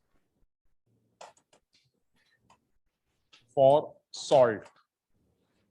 अब इसमें ना मैंने अपने हिसाब से, ताकि बच्चों को थोड़ा ज्यादा समझ में आए, पता नहीं ऐसा मुझे लगता है कि ऐसा करने से ज्यादा समझ में आता है, मैं इन सॉल्ट्स को कुछ कैटेगरीज में डिवाइड कर दूंगा, और वो कैटेगरीज हमारी कैटेगरीज होंगी जो हम तुम बना रहे हैं। मतलब ऐसा नहीं है कि सर एग्जाम में ये सवाल आ सकता है कि बताओ फर्स्ट कैटेगरी का सॉल्ट कौन सा था, ये हम फर्स्ट सेकंड थर्ड कैटेगरी हम बना रहे हैं, तो एग्जामिनर को नहीं पता ये डिग्री कैटेगरीज क्या होती है। ठीक, तो हम लोग इसलिए इसको ऐसे बना रहे हैं ताकि हमें आसानी से ये याद रहे। तो मैं सबसे पहले सॉल्ट के एन फैक्टर निकालने वक्त सबसे पहली कैटेगरी की बात करने जा रहा हूं, और वो फर्स्ट कैटेगरी है ऐसे सॉल्ट्स का एन फैक्टर आप निकालने जा रहे हैं जिसमें, अब एक नया वर्ड आएगा जिसके बारे में डिटेल में डिस्कशन करनी पड़ेगी, वो ये when there is no change, ये मेरी फर्स्ट कैटेगरी का सॉल्ट है, no change in the oxidation state, in the oxidation state of any atom of the salt during the reaction। ये मेरी फर्स्ट कैटेगरी का सॉल्ट, यानी ये वो सॉल्ट है जिसमें वो क्या बोलना चाह रहा है, वो कह रहा है कि देखिए ऐसा है, मैं इसके अंदर एक नया वर्ड आया जिसके बारे में हम डिस्कशन करेंगे, कि एक ऐसा सॉल्ट मेरे सामने आया है जिसमें किसी भी एटम के oxidation state through out the reaction वो चेंज हो ही नहीं रही। हम अभी बात करते हैं कि कैसे देखेंगे क्या हो रहा है। मतलब एक नया वर्ड है मेरे सामने, दैट इज ऑक्सीडेशन स्टेट, तो मैं इसके बारे में बात करूंगा अभी। मैं जो बताना चाह रहा हूं वो ये कि मैं एक फर्स्ट कैटेगरी का सॉल्ट डिस्कस करने जा रहा हूं। मैं अपनी कैटेगरीज भी तुम्हें सारी बता देता हूं। फर्स्ट कैटेगरी का वो सॉल्ट होगा जिसमें ऐसे एटम्स का इन्वॉल्वमेंट होगा सॉल्ट के अंदर जिसमें थ्रू आउट द रिएक्शन उस सॉल्ट के किसी भी एटम की ऑक्सीडेशन स्टेट चेंज नहीं होगी। अभी तुम परेशान मत होना, ऑक्सीडेशन स्टेट कैसे निकलती है सब सीख जाओगे। ठीक सर, ये तो पहली कैटेगरी हो गई। उसका एन फैक्टर कैसे निकलेगा, उसका एक रूल होगा, वो निकाल लेंगे। ठीक सर, सेकंड कैटेगरी क्या होगी, तुम खुद सोचो सेकंड कैटेगरी क्या हो सकती है। सेकंड कैटेगरी ऐसी होगी जिसमें किसी एक एटम की ऑक्सीडेशन स्टेट चेंज हो रही है। भाई अभी हमने बिल्कुल बेसिक कैटेगरी ले ली, कुछ नहीं हो रहा है सॉल्ट के किसी भी एटम के साथ, कुछ नहीं हो रहा है। जो एटम का ऑक्सीडेशन स्टेट शुरू में था, थ्रू आउट द रिएक्शन उन एटम्स का ऑक्सीडेशन स्टेट वही, कोई चेंज नहीं आ रहा। ऐसे में उस सॉल्ट का एन फैक्टर कैसे निकाला जाएगा, उसका ये रूल होगा। ठीक, देखते हैं क्या रूल होगा। सेकंड कैटेगरी क्या बनाएंगे, सेकंड कैटेगरी वो सॉल्ट होगा जिसमें सॉल्ट के किसी एक एटम की ऑक्सीडेशन स्टेट चेंज हो रही हो। उसका तरीका क्या होगा एन फैक्टर निकालने का, वो भी देख लेंगे। और फिर थर्ड कैटेगरी बनाएंगे जिसमें एक से ज्यादा एटम्स की ऑक्सीडेशन स्टेट चेंज हो रही हो।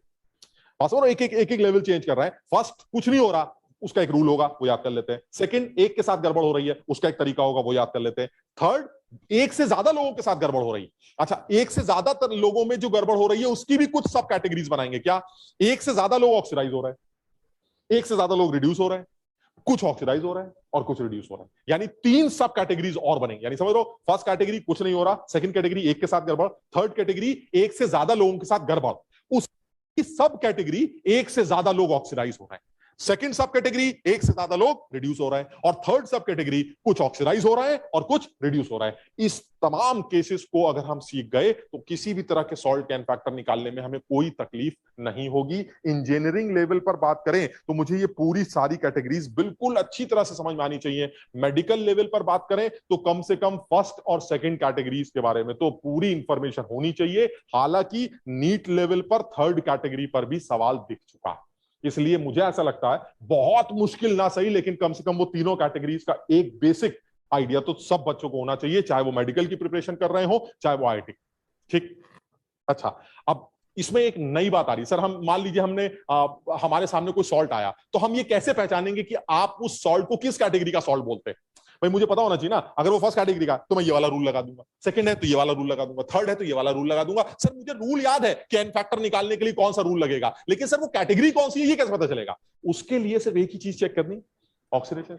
यानी मुझे सिर्फ ये बता दीजिए सर, ये किसी भी एटम के ऑक्सीडेशन स्टेट सॉल्ट के अंदर जब आप चेक करेंगे कि उसकी बदल रही है या नहीं बदल रही है, तो मुझे ऑक्सीडेशन स्टेट निकालनी भी तो आनी चाहिए। अगर मुझे ऑक्सीडेशन स्टेट निकालनी आ गई तो सर मैं चेक कर लूंगा, यहां ऑक्सीडेशन स्टेट 1 है, वहां पर भी उसकी ऑक्सीडेशन स्टेट 1 है, यहां इस एटम की 2 है, वहां उस एटम की भी 2 है। मैं तभी तो चेक कर पाऊंगा कि एटम्स की oxidation state through out the reaction बदल रही है या नहीं बदल रही। यानी मुझे ऐसा लगता है कि मुझे थोड़ा सा टाइम इस चीज पर जरूर देना चाहिए कि एटम की ऑक्सीडेशन स्टेट किसी भी कंबाइंड स्टेट में या मॉलिक्यूलर स्टेट में किसी भी एटम की ऑक्सीडेशन स्टेट कैलकुलेट कैसे की जाती। इसी चीज के लिए मैंने तुमसे कुछ पढ़ने के लिए बोला था, हालांकि हाँ, लेकिन वो नहीं पढ़ा होगा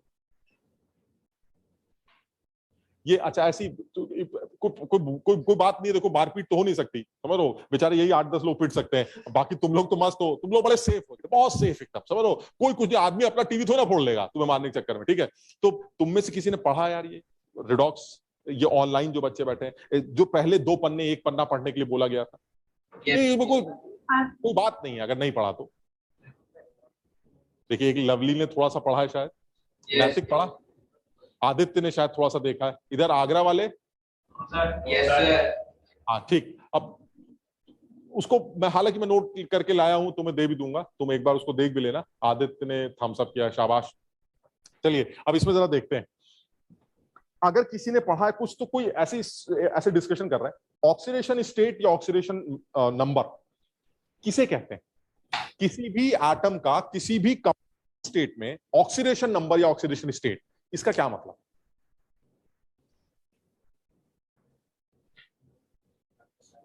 नहीं उसके साथ नहीं, इसके साथ नहीं, मतलब एक कंपाउंड है, तुम जानते हो जैसे एक कंपाउंड होता है उसमें एक ए होता है, बी होता है, सी भी होता है, डी भी होता है, ई भी होता है, ऐसे करके एक मॉलिक्यूल है। तो उस मॉलिक्यूल में बहुत सारे लोग हैं। अब ऐसे इस मॉलिक्यूल में जा रहा है कि भाई साहब ये बताइए इस सी की ऑक्सीडेशन स्टेट क्या है? सी की ऑक्सीडेशन स्टेट क्या? एक मॉलिक्यूल के अंदर किसी एटम की ऑक्सीडेशन स्टेट, इसका क्या मतलब होगा? धीरे बोलो, पब्लिक सुन रही, दूर दूर तक तुम लोग की बकवास जा रही है। आगरा, जोधपुर, जबलपुर, पता नहीं कहां कहां के लोग बैठे हैं, उल्टे सीधे जवाब दे रहे हो। कुछ नहीं, तुम कैंसिल हो गया, कुछ नहीं बोल रही है, मजाक कर रहे हैं, ठीक समझा करो बात को। हाँ, ओजस, ओजस है कोई हमारे यहाँ, ओजस बोल रहा है, याद रखना इस नाम को। हाँ,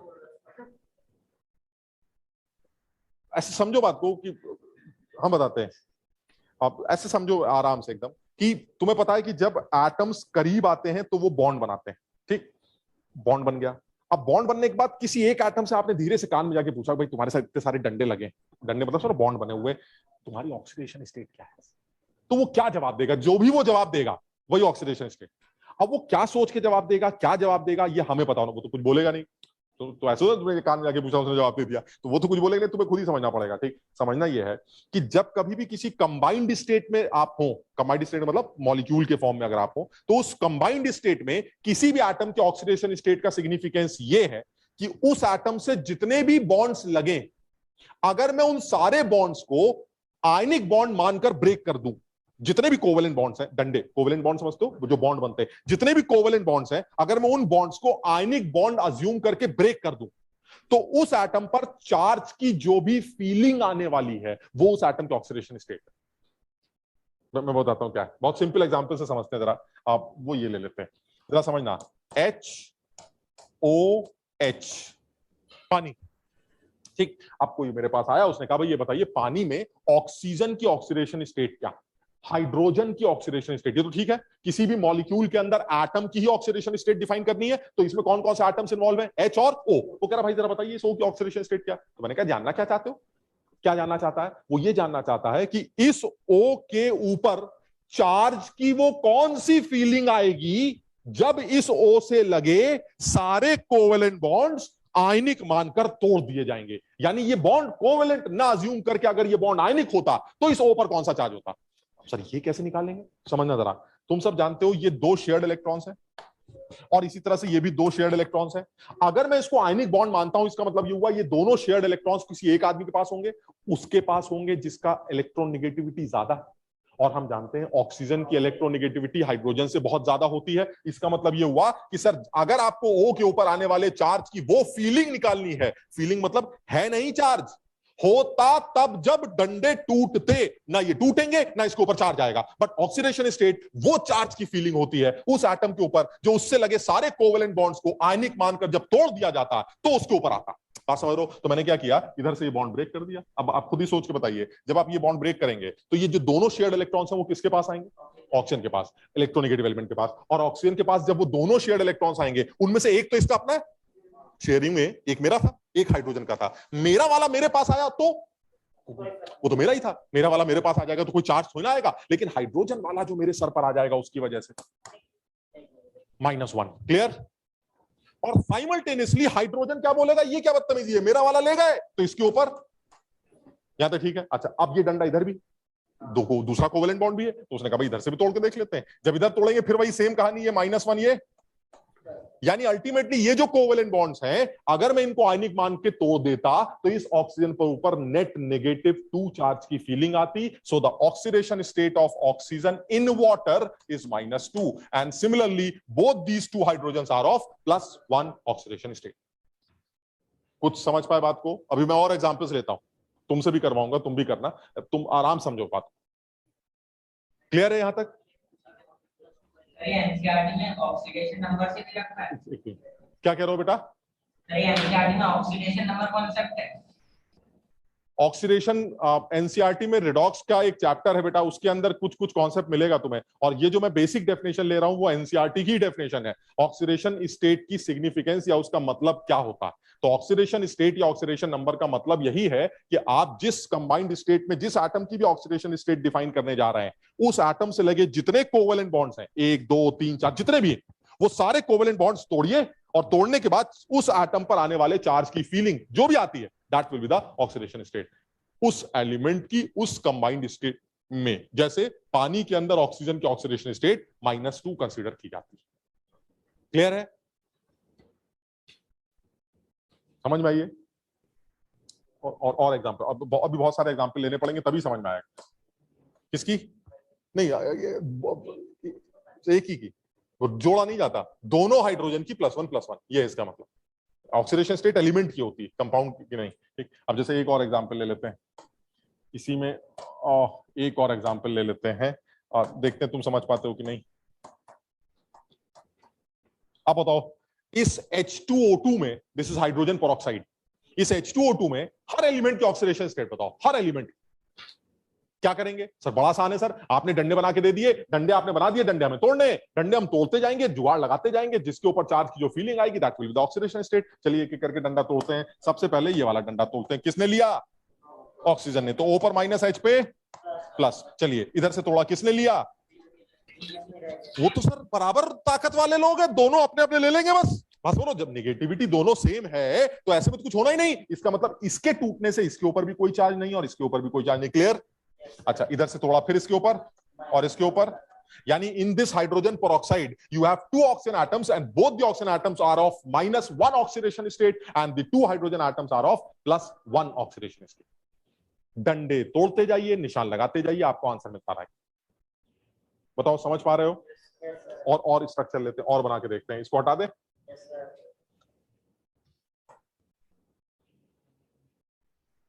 तुम्हारे दिमाग में एक बात आएगी अभी, जब हम कई स्ट्रक्चर्स बना लेंगे ना तो तुम्हारे दिमाग में बात आएगी, वो अभी देखना तो शायद खुद ही आए। हर एटम का क्यों? क्या नहीं? डंडे ही नहीं पता सर, हमें यही नहीं पता उसकी शक्ल कैसी है तो तोड़ेंगे। बात समझ लो कि नहीं? ये तो बड़ा मुसीबत। सही, यही हम जानना चाह रहे थे। हम समझ रहे, तुम्हारे दिमाग में 1-2 सवाल करने के बाद ये बात आई, सर ये जो डंडे आप तोड़ रहे हैं, ये तो डंडे आपने बनाए हैं तो आप तोड़ रहे हैं, हमें डंडे नहीं दिखते क्योंकि हमें आता ही नहीं स्ट्रक्चर। चलो पानी वानी तो आसान था, पानी वानी दुनिया जानती है, डंडा तोड़ काम चला लिया, लेकिन अब KMnO4 और K2Cr2 से फलाना धमाका हमने नाम नहीं सुना सर। हम इनके स्ट्रक्चर कैसे बनाएंगे? जब डंडे दिखते नहीं तो टूटेंगे कैसे, और जब तक टूटेंगे नहीं तब तक ऑक्सीडेशन स्टेट कैसे निकलेगी? इसका मतलब सर कोई जुगाड़ होता होगा।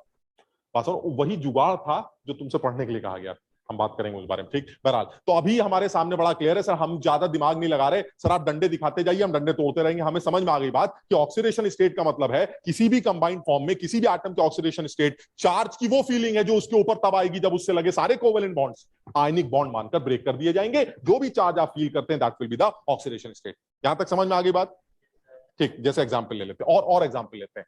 वो कह रहा है यार जरा मुझे ये और बता दो कि H2SO4 में सल्फर की ऑक्सीडेशन स्टेट क्या है? H2SO4, अब देखो थोड़ा सा मुश्किल होता जा रहा है सर, H2SO4 में सल्फर की ऑक्सीडेशन स्टेट सर, उसके लिए सर सल्फर का डंडे दिखाइए ताकि डंडे तोड़ें तब तो जुगाड़ बनेगा। चलिए हम डंडे दिखा देते हैं, चलिए। लेकिन कोशिश ये करो जो डंडे हम इसमें दिखा रहे हैं तुम भी याद रखो, मतलब काम तो आने हैं।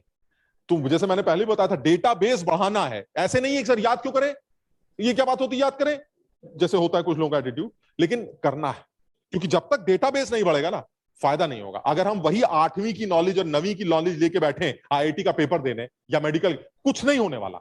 आपका बेस स्ट्रांग होना, आपका नॉलेज बड़ा होना चाहिए, उसके लिए चीजें नई नई आएंगी, उन नई नई चीजों को समझकर याद भी रखना पड़ेगा।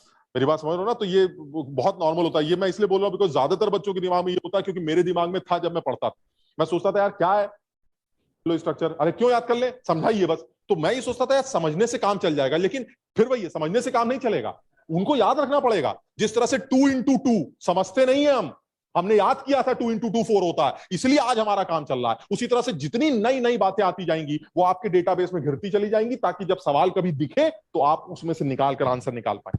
बात समझ लो? तो हमें चीजों को बढ़ाना पड़ेगा। बहरहाल H2SO4 का आंसर तुम निकाल सकते हो अगर मैं तुम्हें इसकी शक्ल दिख, मैं आपको इसकी शक्ल दिख, अब जब हम शक्ल बनाएंगे तो तुम्हें लग जाएगी। अब जब शक्ल ही नहीं पता है तो कैसे बताओगे? ये देखिए, ये H2SO4, वो अब याद रखना पड़ेगा। जैसे ये है H2SO4, अब देख लो जरा, अब तुम क्या सारे एटम्स के ऑक्सीडेशन स्टेट निकाल सकते हो अगर डंडे दिख रहे हैं तो? डंडे तोड़ते जाइए, जुगाड़ लगाते, अकल लगानी पड़ेगी। चलो सारे एटम्स के, हाइड्रोजन की, ऑक्सीजन की, सल्फर की, सबकी। नहीं ये तो यार बेसिक है, इसको याद रखना। सबसे पहले तो फ्लोरीन आता है, फिर फोन कल, ये याद कर लो बस, तुम्हारा सारा काम चल जाएगा इससे। फोन कल, सबसे पहले फ्लोरीन, फिर ऑक्सीजन, फिर नाइट्रोजन। यानी ऑक्सीजन से पहले अगर फ्लोरीन नहीं तो ऑक्सीजन ही नंबर 1। हाँ मतलब जैसे भी हमने फोन कल याद किया, ठीक। तो जैसे तुम्हें याद करना है याद कर लो, ठीक। तो अब साफ समझ में आ रहा है कि सर अब देखिए, अब हमें डाउट हो रहा है सर, सल्फर और ऑक्सीजन में जब डंडा तोड़ेंगे तो क्या होगा? क्या डाउट क्या है सर? ऑक्सीजन से पहले अगर फ्लोरीन नहीं तो फिर ऑक्सीजन नंबर 1 है, इसमें सोचना ही नहीं, और सल्फर तो बेकार हो गया। समझ लो ना? इसका मतलब वो डंडा तोड़ेंगे, कौन खींचेगा? ऑक्सीजन। तो अब आप सारे डंडे बनाते जाइए, तोड़ते जाइए, फटाफट आंसर बताइए। इधर से तोड़ा -1 +1, तोड़ा -1, इधर से तोड़ा -2, 2 डंडे, 2 ले लेंगे, 2 दे देंगे, बात समझ लो? तो यानी इधर आया -2, इधर आया 2, नीचे से तोड़ा -2, ऊपर दिया +2, इधर आया +1, इधर से तोड़ने से -1, इधर से तोड़ने से -1, इस +1। The oxidation state of sulphur is +6। सारे एटम्स की ऑक्सीडेशन स्टेट दिखाई दे रही है। The oxidation state of sulphur is +6। The oxidation, all the oxygens are -2 and we have 2 hydrogen atoms, both are of +1 oxidation state। वैभव ठीक है? अर्शदीप,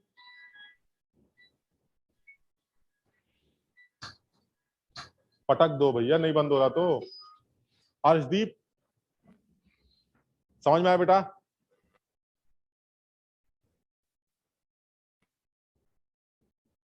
अर्शदीप नहीं रहे? Piyush clear है बेटा? Yes sir. शाबाश। तन्मय,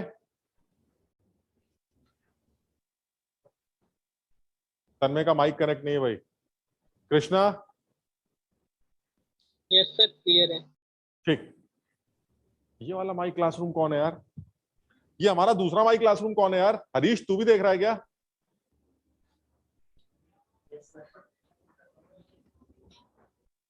अच्छा, तो बहरहाल तो यानी इसका मतलब ये हुआ कि अगर हम स्ट्रक्चर बना दे तो काम चल जाएगा। चलिए, और लेकिन तुम्हारे दिमाग में ये डाउट आ रहा होगा, सर ये तो समझ में आ रही है, लेकिन मान लीजिए उसने पूछा और हमें डंडे नहीं दिख रहे तो हम तोड़ेंगे किसको? इसके अलावा जुगाड़ भी होता होगा, वो इंपॉर्टेंट है, वो तो सीखना ही है। ठीक, अच्छा और ले लेते हैं, और एग्जाम्पल ले लेते हैं, एक दो एग्जाम्पल और ले लेते हैं। चलिए, है H2SO5। H2SO5 में सल्फर की ऑक्सीडेशन स्टेट कैसे निकालेंगे? सर इसका स्ट्रक्चर दिखाइए तभी बना पाएंगे। इसका स्ट्रक्चर ले लेते हैं, HOS double bond O double bond OH, this is H2SO5। बाकी सबकी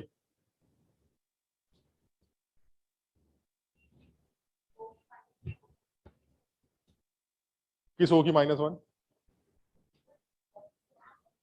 हाँ, किस होगी? अच्छा, और इसकी? और इसकी?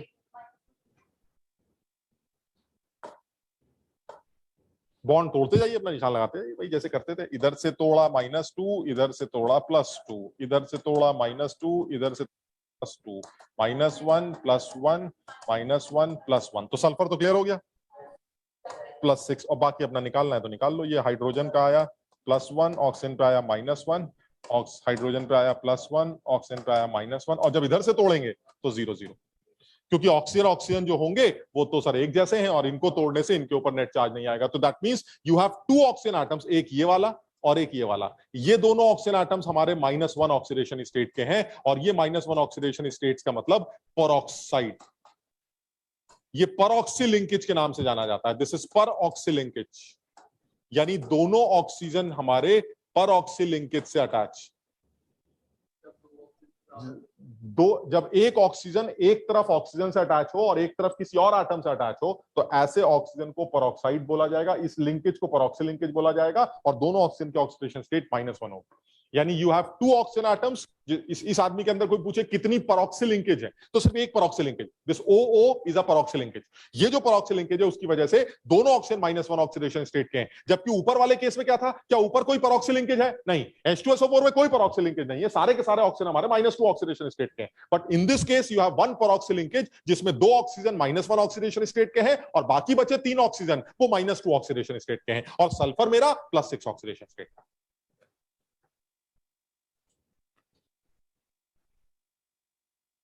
क्लियर? ठीक। सर ये परऑक्साइड जो परऑक्सी लिंकेज है ये ऑक्सीजन के बीच में ही होता है? हमेशा हमेशा ऑक्सीजन के बीच में। जब कभी भी एक ऑक्सीजन एक तरफ अपने ऑक्सीजन से अटैच हो और दूसरी तरफ किसी और से अटैच हो, तो ऐसा सिस्टम एक परऑक्सी लिंकेज होता है, जिसमें दोनों ऑक्सीजन के ऊपर -1 का चार्ज होता है। तुमने देखा था अभी हाइड्रोजन परऑक्साइड मैंने बनाया था, देखो HOOH, ये भी तो परऑक्साइड ही है। ये देखिए परऑक्सी linkage, one attach with another oxygen, and दूसरी तरफ वो किसी और एटम से अटैच है, सो दिस इज परऑक्सी। और परऑक्सी लिंकेज में दोनों ऑक्सीजन के ऊपर कौन सा चार्ज आएगा? -1 -1। आगे बढ़े।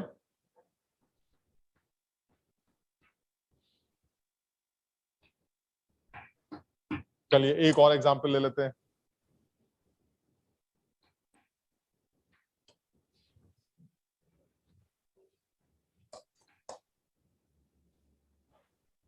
H2S2O8,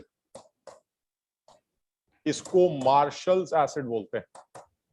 मुझे लगता है ये अभी आईआईटी के पेपर में इसके नाम से रिलेटेड कोई सवाल इसी जेई मेंस के शिफ्ट में किसी एक शिफ्ट में आया भी था। आपको बताना यह है कि सल्फर की ऑक्सीडेशन स्टेट क्या है, और हम बिल्कुल बता देंगे सर, हमारे लिए कुछ नया नहीं है। हमें सिर्फ ये बताओ डंडे कहाँ है ना, वो डंडे दिखा दोगे अपने आप समझ में आ जाएगा। तो तुम्हें फिर वही है, तुम्हें अरे यार इससे पहले वाले का तो नाम ही नहीं लिखा मैंने। वो जो H2SO5 था दैट वाज कैरोस एसिड, वो जो H2SO5 था उसको कैरोस एसिड बोलते हैं। H2SO5 जो आपने कैरोस एसिड, और ये जो H2S2O8 है दिस इज मार्शल एसिड। नहीं इनके नाम नहीं, ये तो आगे आएंगे यार, ये तो ऐसे मुझे याद है तो मैं लिखता है, तुम्हें भी अभी याद, अभी से दिमाग में रहेगा ना, तो जब आएंगे तो रिवाइज हो जाएगा। तो जितना कर सकते हो लिखते रहो, ठीक। हाँ, तो ये मार्शल्स एसिड। अब इसमें फिर वही है सर, मैं इसका स्ट्रक्चर बना दीजिए तो मैं इसका वो आंसर निकाल सकता हूँ। जो स्ट्रक्चर है वो H2S2O8 का, वो ऐसा होता है, जैसे H2SO8। तो इसमें वही है कि अब इसमें देखो ऑक्सीडेशन स्टेट तुम्हें निकालनी है सल्फर की, तो now you have 2 sulphur atoms, है ना। तो दोनों सल्फर एटम्स की ऑक्सीडेशन स्टेट बतानी है, इस सल्फर की भी, इस सल्फर की भी ऑक्सीडेशन, सारे एटम्स की ऑक्सीडेशन स्टेट बतानी है। +7 कैसे? +7 नहीं, अलग अलग बताओ, जोड़ के नहीं होता। हाँ, +6 ऐड नहीं, हाँ वो ऑक्सीडेशन स्टेट किसी एटम की होती, दोनों की +6, both the sulphurs are of +6, ये आंसर हो गया। हाइड्रोजन की भी both the hydrogen and atoms are of +1, ऐसे ये बताना होगा, ठीक। तो इसमें सारे ऑक्सीजन की देख लेते, तो पर ऑक्सीजन किस तो दिख ही रही है, तो वैसे -1 वैसे भी तुम डंडे तोड़ के अपने आप चेक कर सकते हो। तो सारे लोग इसकी ऑक्सीडेशन स्टेट अपने आप निकाल के देखेंगे। मेरे हिसाब से मैं सिर्फ सकता हूं this sulphur is also +6 and this sulphur is also +6। और जहां तक ऑक्सीजन का सवाल है, सिर्फ you have 1 peroxy linkage, 2 of -1 oxidation states, all other oxygen atoms are -2 oxidation state। ये वाला अपने आप बॉन्ड तोड़ के देखोगे समझ में आ जाएगा। ये भी -2 है, ये भी -2 है, इधर वाला 2 है, इधर वाला भी -2 है, और इधर वाला भी -2। बचे हुए सिर्फ 2 ऐसे हैं जो हमारे -1 ऑक्सीडेशन स्टेट वाले, दे आर peroxy linkage।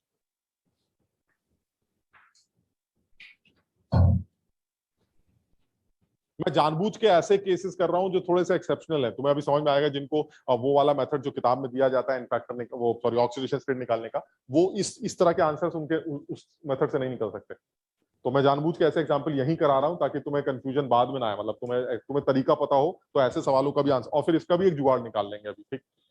तो हाँ हाँ, मतलब जब डंडे का आइडिया नहीं है तो अब, और तो हम वो वाला मेथड यूज करेंगे जो बिना डंडों के हो जाता है, लेकिन उस मेथड में कुछ एक्सेप्शन है जो उस मेथड से नहीं निकल सकता, वो ये एक्सेप्शन से जो हम कर रहे हैं, मैं जानबूझ के वो एक्सेप्शन कर रहा हूं, अदरवाइज तो सारे होते हैं। तो मैं कोई सिंपल स्ट्रक्चर बना के तुम्हें करा सकता हूं, बट जानबूझ के ऐसे एग्जांपल्स करा रहा हूं ताकि तुम्हें याद रह जाए कि भाई ये वाले हमने किए थे और ये इस तरह से निकल के आते हैं। ऐसे ही और एक एग्जांपल ले लेते हैं, CrO5। तो जुगाड़ है, मैं बताऊंगा, ठीक। जैसे आ गया CrO5,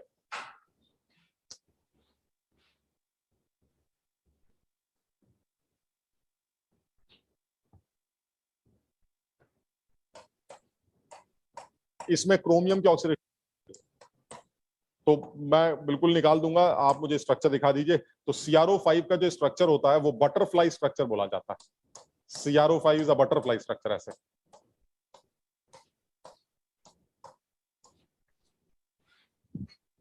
तो अब अगर हाँ, तो अब अगर डंडे दिख गए फिर तो बात ही खत्म हो गई, फिर तो सब समझ में आ गया। सो the oxidation state of CrO5 में क्रोमियम की इज +6, बिल्कुल सही है।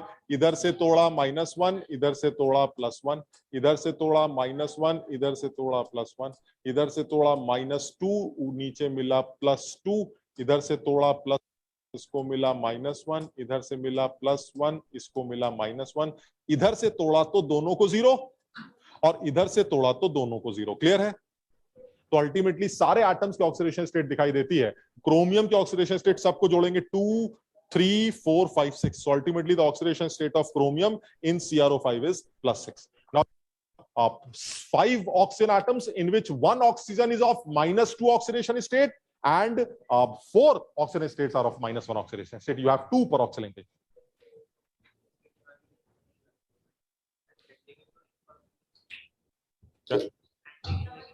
हाँ, मतलब वही कह रहा ना, डंडे गिर के तोड़ दिया। नहीं, बॉन्ड तोड़ने नहीं है तुम्हें, तो तुम्हें समझाने के लिए बता रहा हूँ कि बॉन्ड ऐसे होंगे तो आप ब्रेक करेंगे, ब्रेक करने के बाद आप डिसाइड करेंगे। ये बना हुआ तो ना स्ट्रक्चर आएगा, सवाल तो ये आएगा CrO5 में क्रोमियम की ऑक्सीडेशन स्टेट निकालिए, ये सवाल आएगा। तो अब आपके पास एक मेथड है जिससे आप ये काम करते हैं, लेकिन उस मेथड से इसकी भी नहीं निकाली जा सकती। तो मैं जानबूझ के वो जो गंदे हैं एक्सेप्शनल केसेस वो स्ट्रक्चर के फॉर्म पे ही बता देता हूं ताकि तुम्हें वो एक्सेप्शनल याद ही ना करने पड़े, ठीक है ना। बाकी उस वाले मेथड से सब निकल आएगा, ये 2-4 गंदे तो इनको हम इसी तरह से करते हैं, ठीक। अच्छा, और एक आध करके देख लेते हैं। आप KMNO4 में मैग्नीज की ऑक्सीडेशन स्टेट चलो निकालते हैं। MnO4- में मैग्नीज की ऑक्सीडेशन स्टेट तो हम बिल्कुल निकाल लेंगे सर। MnO4- में मैग्नीज, आप स्ट्रक्चर दिखा दीजिए, हम बॉन्ड बना लेंगे तो वैसे ही समझ में आता है। मैग्नीज बीच में आ गया, ये double bond O, O-, double bond O, double bond O, this is KMnO4, sorry MnO4-। Minus two उधर से -1 और +1 तो 7 आ गया।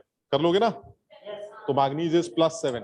तो इसके बॉन्ड्स आप ब्रेक करोगे तो समझ में आता है, यहां वाला तोड़ेंगे तो ये -2 आ गया, इधर वाला तोड़ेंगे यहां भी -2, इधर के तोड़ने से +2 आया था, इधर के तोड़ने से +2 आया था, इधर तोड़ा तो इसको -2, इसको +2 मिला, इधर से तोड़ा तो इसको -1 और इसको +1 मिला। तो यानी 2 2 2 1 यानी कितना हुआ? +1। यानी KMnO4 या MnO4 माइनस में मैग्नीज की ऑक्सीडेशन स्टेट +7 हो।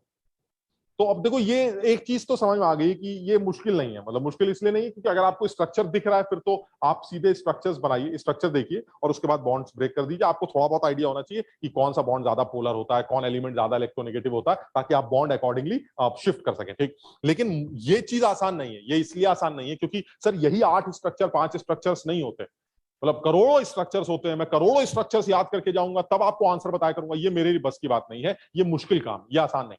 तो फिर इसका जुगाड़ क्या है? बिना स्ट्रक्चर के भी आप किसी कंबाइंड स्टेट में किसी एलिमेंट की ऑक्सीडेशन स्टेट निकाल सकते हैं, लेकिन उसके लिए आपको कुछ रूल्स आने चाहिए और वही वो रूल्स हैं जो मैंने तुम्हें पढ़ने के लिए दिए। मैं अपनी तरफ से एक जो मेन रूल्स हैं उनको तुम्हें एक बार बता रहा हूं, तुम घर में जाकर उन रूल्स को आज फिर से एनसीईआरटी से जरूर पढ़ लेना। ठीक, जब कभी भी किसी एलिमेंट की ऑक्सीडेशन स्टेट निकालनी होती है किसी भी कंबाइंड स्टेट में, ठीक, तो पहला रूल ये बनाया गया है कि भाई सबसे पहले आप 4-5 बातें याद कर लीजिए। तो मैंने कहा चलिए 4-5 बातें बताइए। पहली, जितने भी एल्कली मेटल्स होते हैं, किसी को आइडिया है एल्कली मेटल्स कौन से हैं? वो फर्स्ट ग्रुप वाले, लीना कब्र से फरार वाला जो होता है ना, LiNaKRbCsF। तो ये जो LiNaKRbCs यानी ये जो फर्स्ट ग्रुप वाले लोग हैं, इन ग्रुप की ऑक्सीडेशन स्टेट हमेशा +1 हो। यानी इस ग्रुप को बिलोंग करने वाले किसी भी एलिमेंट की ऑक्सीडेशन स्टेट हमेशा +1 होगी, ये कभी नहीं बदलेगी। कुछ भी हो जाए, सोडियम कहीं पर भी दिख जाए, आप उसके ऊपर +1 लिख दीजिए, खत्म, सोचना ही नहीं है मुझे कुछ। यानी एल्कली मेटल्स की ऑक्सीडेशन स्टेट हमेशा +1 मानी गई है। ये पहला रूल बनाया गया। ठीक, दूसरा रूल क्या बनाया गया? सब एनसीईआरटी में मेंशन किया गया, तुम होगे तो भी काम चल जाए क्योंकि तो बड़ा बेसिक से रूल। सेकंड रूल बनाया गया है, जितने भी alkaline earth metals, second group वाले जितने भी अल्कलाइन अर्थ मेटल्स हैं, वो बेरिलियम, बेटा, मांगे, कार्ब, आप सेंट्रो पेंट्रो, समझ रहे हो, दुनिया भर की बकवास, तो Mg, Ca, Sr, बेरियम, ये जितने लाइन से, ये सब हमेशा +2 होते हैं, ये कभी नहीं बदलते। जब कभी दिखेंगे सीधे +2 लिख देना, बात खत्म। यानी 2 लोग तो पीरियोडिक टेबल में वैसे ही फिक्स हो गए। कौन कौन से? एक एल्कली मेटल हमेशा +1, अल्कलाइन अर्थ मेटल्स हमेशा +2। क्लियर? अच्छा, अब वो कह रहा है चलिए सर ये 2 बातें हो गई, तीसरी बात बताइए। तीसरी क्या है? तीसरी बात यह है कि फ्लोरीन की ऑक्सीडेशन स्टेट किसी भी कंपाउंड में हमेशा -1 होगी अगर वो F2 नहीं है तो। अभी हम बात करते हैं, ठीक, यानी जो मोस्ट इलेक्ट्रोनेगेटिव एलिमेंट वो जिसके साथ भी जुड़ेगा उससे तो खींचेगा ही खींचेगा। तो इसका मतलब ये हुआ कि फ्लोरीन की ऑक्सीडेशन स्टेट हमेशा -1 ही कंसीडर की गई है। फ्लोरीन हमेशा -1 ऑक्सीडेशन स्टेट में एग्जिस्ट करेगा, जिस कंपाउंड के अंदर भी रहेगा फ्लोरीन को -1 ही देना पड़ेगा, क्योंकि फ्लोरीन एक बॉन्ड बनाएगा और जिस बॉन्ड के साथ वो जुड़ा होगा उस बॉन्ड को जब आप तोड़ेंगे तो फ्लोरीन पर -1 का ही चार्ज आने वाला। यानी फ्लोरीन हमेशा -1 ऑक्सीडेशन स्टेट शो करने वाला है। ठीक, चौथी बात क्या? चौथी बात यह है कि जो भी एलिमेंटल स्टेट में लोग एग्जिस्ट करते हैं उनकी ऑक्सीडेशन स्टेट एलिमेंटल स्टेट में हमेशा 0 कंसीडर की गई। क्या मतलब है इस बात का? जैसे मान लीजिए आप सोडियम सॉलिड और सोडियम की एलिमेंटल स्टेट जो है वो सॉलिड ही होती। Sodium solid, the oxidation state of sodium solid में सोडियम की इज 0। इसी तरह से आयरन सॉलिड, आयरन की ऑक्सीडेशन स्टेट 0। यानी जो आदमी जिस स्टेट में एग्जिस्ट कर रहा है उस स्टेट में उसकी ऑक्सीडेशन स्टेट 0। यानी वो कोई बॉन्ड तो बना ही नहीं रहा, ये तो एलिमेंटल स्टेट है। एलिमेंटल स्टेट समझ तो एलिमेंट के फॉर्म में पाया जा रहा है, तो ऐसे में ये कोई बॉन्ड ही नहीं फॉर्म कर रहा है। तो ऐसे में जो कंपाउंड एलिमेंटल स्टेट में एग्जिस्ट कर रहा है उसमें उस एलिमेंट की ऑक्सीडेशन स्टेट 0 कंसीडर की जानी चाहिए। ठीक, अच्छा, इसी तरह से मान लीजिए अगर वो कहता है कि ये बताइए Cl2 के अंदर क्लोरीन की ऑक्सीडेशन स्टेट क्या है, ये Cl2, तो मैं क्या बोलूंगा? वैसे तो मुझे आइडिया है यार, अब उधर वाला नहीं दिख रहा है, करो दोस्त थोड़ा। आप तो वो बताने वाली चली गई। बस। हाँ, तो ये जो जैसे क्लोरीन है, तो क्लोरीन के अंदर Cl2 के अंदर क्लोरीन की ऑक्सीडेशन स्टेट कैसे निकालेंगे? तो ये देखिए Cl2 इज Cl के साथ Cl का बॉन्ड। आप बताइए जब ये बॉन्ड तोड़ेंगे तो क्या होगा? किसको चार्ज दोगे? दोनों बराबर है, तो इसका मतलब दोनों के ऊपर कौन सा चार्ज आएगा? यानी क्लोरीन के अंदर भी ऑक्सीडेशन स्टेट क्लोरीन की 0, यानी जो आदमी जिस फॉर्म में एग्जिस्ट कर रहा है उस एलिमेंटल स्टेट में उसकी ऑक्सीडेशन स्टेट 0 कंसीडर की जाएगी, और साथ ही साथ Cl2, F2, H2, N2, O2 जो जिसमें दो लोग जुड़े हुए एक जैसे, ऐसे में वो दोनों एक जैसे लोग हैं, तो जब आप उनके बॉन्ड को तोड़ेंगे तो उनकी ऑक्सीडेशन स्टेट हमेशा क्या कंसीडर की जाएगी? 0। ठीक। दूसरा रूल क्या है? दूसरा रूल ये बनाया गया है कि जो ऑक्सीजन होता है उसकी जो ऑक्सीडेशन स्टेट्स हैं वो -2 भी हो सकती है, -1 भी हो सकती है, वो तुमने देखी थी, वो -12 भी हो सकती है, और वो 0 भी हो सकती है। यानी कहने का मतलब ये हुआ जो ऑक्सीजन होगा उस ऑक्सीजन की ऑक्सीडेशन स्टेट, ये सारी रूल्स एनसीईआरटी में मेंशन किए गए हैं और मैं तुम्हें लिख के भी दे दूंगा, मैंने लास्ट टाइम पे भी शायद दे दिया था तुम्हें, तो तुम उसको एक बार पढ़ लेना, ये रूल से बड़ा हेल्प मिलने वाली। ऑक्सीजन जो होगा वो ऑक्साइड अगर है तो ऑक्साइड के अंदर ऑक्सीजन की ऑक्सीडेशन स्टेट -2, अगर ऑक्सीजन पर ऑक्साइड के फॉर्म में है तो उस ऑक्सीजन की स्टेट -1, अगर ऑक्सीजन सुपर ऑक्साइड के फॉर्म में है तो ऑक्सीजन की ऑक्सीडेशन स्टेट -12, अगर ऑक्सीजन O2 के फॉर्म में, अब बताओ ऑक्सीजन की कितनी? 0, क्योंकि O के साथ O का अगर आपने बॉन्ड बनाया और आपने उसको तोड़ा तो भी दोनों को कौन सा चार्ज मिलेगा? 0। यानी अल्टीमेटली ऑक्सीजन ये 3 ऑक्सीडेशन स्टेट्स में एग्जिस्ट कर सकता है। जनरली ऑक्सीजन की ऑक्सीडेशन स्टेट -2 कंसीडर की जाती है, क्योंकि जनरली ऑक्सीजन ऑक्साइड्स फॉर्म करता है, कभी कभार परऑक्साइड, रेयरली सुपर ऑक्साइड्स की ऑक्सीडेशन स्टेट होती है। ठीक। अच्छा, ये ऑक्सीजन के बारे में इंफॉर्मेशन हो गई। फिर जो सबसे इंपॉर्टेंट पॉइंट आता है वो ये कि जब कभी भी आपको किसी भी एलिमेंट की ऑक्सीडेशन स्टेट निकालनी हो तो आप बाकी सारे लोगों की ऑक्सीडेशन स्टेट्स को कंसीडर करिए, और जिस एलिमेंट की ऑक्सीडेशन स्टेट आपको निकालनी है आप उसको x अज्यूम करके उस पूरे मॉलिक्यूल पर आने वाले नेट चार्ज से इक्वेट कर दीजिए। वो x आप सॉल्व कर सकते हैं विदाउट नोइंग द स्ट्रक्चर। देखो मैं बताता हूं क्या कह रहा हूं।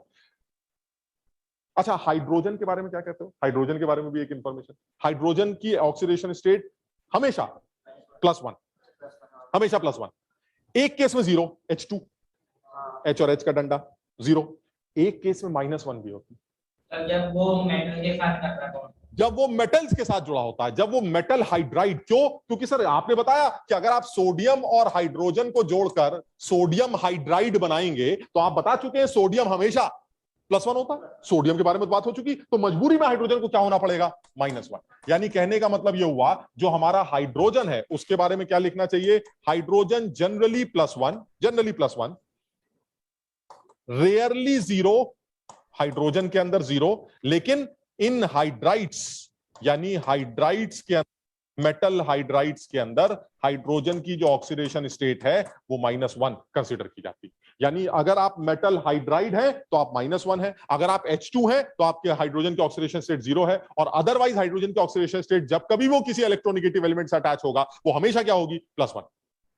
समझ में आई बात? अब जैसे मान लीजिए हम एग्जाम्पल लेते हैं, वो कह रहा है जरा ये बताइए के अंदर ऑक्सीजन की ऑक्सीडेशन स्टेट कैलकुलेट करें। हम अपना पहला वाला एग्जांपल ले रहे हैं, ठीक? कैसे निकाला जाए? तो उसने कहा देखिए ऐसा है, स्ट्रक्चर बना दीजिए तो हम आंसर निकाल देंगे। चलिए स्ट्रक्चर बना दिया। अब स्ट्रक्चर बनाने के बाद तो मैं किसी भी सवाल का आंसर निकाल लूंगा। ये सारी कहानी इसलिए तो याद करनी थी ताकि बिना स्ट्रक्चर के काम चल जाए। तो स्ट्रक्चर अगर आपने बना दिया तो मुझे क्या दिमाग लगाना है? सर ये देखिए, ये डंडा तोड़ा -1 आया, इधर से तोड़ा -1 आया, यानी the oxidation state of oxygen is -2। इसमें क्या सोचना है? वो कह रहा है नहीं, अगर स्ट्रक्चर ना होता तब क्या करते आप? तो अगर स्ट्रक्चर नहीं है तो मैं क्या करूंगा वो मुझे देखना है, और वो यही रूल बनाया गया है कि सारे एलिमेंट्स की ऑक्सीडेशन स्टेट का जो सम होता है वो ओवरऑल मॉलिक्यूल पर आने वाले चार्ज के बराबर होता है। समझो, सारे एटम्स की ऑक्सीडेशन स्टेट का सम ओवरऑल मॉलिक्यूल पर आने वाले चार्ज के बराबर होगा। अब जरा बताओ एक एक करके, किसकी निकालनी है तुम्हें? ऑक्सीजन की। हाइड्रोजन की जनरली क्या होती है? +1। जब कभी वो इलेक्ट्रोनेगेटिव एलिमेंट से अटैच होगा तो हाइड्रोजन की ऑक्सीडेशन स्टेट हमेशा +1 होगी। अब 2 हाइड्रोजन है तो बताइए कितनी हुई? +2 प्लस ऑक्सीजन की तुम्हें निकालनी है x। नेट चार्ज मॉलिक्यूल पर कितना है? 0, यानी x इज इक्वल टू, बिना स्ट्रक्चर जाने भी आप ऑक्सीजन की ऑक्सीडेशन स्टेट -2 कैलकुलेट कर पा रहे हैं बिना स्ट्रक्चर के। लेकिन रूल क्या है? वो रूल याद होने चाहिए। क्या सर? हाइड्रोजन हमेशा +1 होता है, रेयरली 0 होता है, एक केस में 0 होता है, और रेयरली -1 होता है जब वो मेटल के साथ डायरेक्टली अटैच होता है, दैट इज मेटल हाइड्राइड्स। ठीक। ऑक्सीजन जनरली -2 होता है, एल्किली मेटल्स हमेशा +1 होते हैं, एल्कलाइन अर्थ मेटल हमेशा +2 होते हैं, और उसके बाद फ्लोरीन हमेशा -1 होता है। ऑक्सीजन की 3-4 ऑक्सीडेशन स्टेट्स होती है। कुछ कुछ रूल्स अगर याद कर लिए जाएं तो ये सवाल करने हमारे लिए आसान है। चलिए और एक आध एग्जाम्पल लेते हैं। तुमने अभी निकाला था, चलो वो एग्जाम्पल भी ले लेते हैं।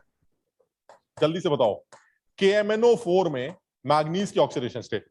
अब तुम बताओ क्या तुम्हें स्ट्रक्चर चाहिए? नहीं, मैं जुगाड़ लगाता हूं ना। कैसे? सर स्ट्रक्चर छोड़िए ना, सबसे पहले क्या करेंगे, सारे एलिमेंट्स के ऑक्सीडेशन स्टेट्स का जो सम होगा that will be the net charge of the molecule. ठीक, नेट चार्ज कितना है? 0, ये न्यूट्रल है। पोटेशियम के बारे में क्या पता है? एल्कली हमेशा +1। देखो ये रूल्स याद करने पड़ेंगे। पोटेशियम इज एल्कली मेटल और एल्कली का हमेशा क्या होता है? प्लस। तो यार सर यहां आ गया आपका 1 + 1। ठीक, मैग्नीज की ये तो सर निकालनी है, x मान लेते हैं +x। और ऑक्सीजन जनरली -2 होता है, 4 ऑक्सीजन है तो -8, यानी दिस विल बी माइनस। और नेट चार्ज x = यानी KMnO4 में मैग्नीज की ऑक्सीडेशन स्टेट +7। अभी तुमने याद करो, तुमने निकाला था वो MnO4 माइनस था। चलिए MnO4 माइनस देख लेते हैं। MnO4 माइनस में मैग्नीज, बताओ कैसे निकलेगा? सबसे पहले मैग्नीज को x मान लें, oxygen -8, net charge -1 is one, net charge -1, so this will be -1, so x = the oxidation state of manganese in MnO4 minus is +7। Sir हाँ बेटा, सुपर ऑक्साइड का स्ट्रक्चर क्या होगा? बेटा एक सेकेंड, अभी नहीं, अभी मत करो, कोई कंफ्यूजन मत करो, कोई झंझट मत पालो, अभी एक एक करके चलने दो। अभी वो फिर चीजें ऐसी आ जाएंगी जिसमें सारा दिमाग वहां लग जाए।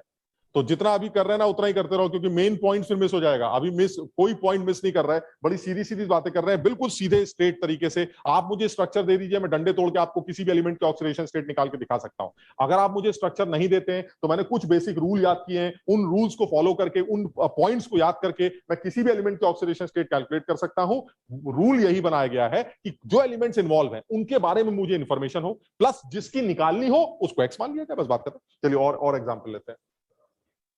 हाँ, वो नहीं, सुपर ऑक्साइड भी ऐसे करके देखो ना, यही कर ले। देखो ये वाला सवाल ना अभी नीट के पेपर में पूछा गया था, इसी सवाल KO2 में पोटेशियम, सवाल ये था KO2 के अंदर पोटेशियम की ऑक्सीडेशन स्टेट +4 होती है। ये नीट के पेपर का सवाल है। इसी साल नीट में अभी जो संडे को पेपर हुआ था उसमें सवाल पूछा गया है कि इन 4 स्टेटमेंट में से कौन सा स्टेटमेंट गलत, और उसमें एक स्टेटमेंट था KO2 के अंदर पोटेशियम की ऑक्सीडेशन स्टेट +4 होती। ये ऑप्शन, पोटेशियम हमेशा, तो वो स्टेटमेंट गलत था, उसको टिक करना। ये सवाल नीट के पेपर का सवाल है। बहरहाल तुम बताओ ऑक्सीजन की ऑक्सीडेशन स्टेट कितनी? पोटेशियम हमेशा +1, ऑक्सीजन को x मान लेते हैं, तो ये हो जाएगा आपका 1 + 2x = net charge 0, x = potassium super oxide. ये आदमी हमारा पोटेशियम सुपर ऑक्साइड है जिसमें ऑक्सीजन की ऑक्सीडेशन स्टेट -1/2। सब लोग को समझ में आया? चलिए और स्ट्रक्चर लेते हैं, और कंपाउंड लेते हैं, थोड़ा सा और दिमाग लगाते हैं।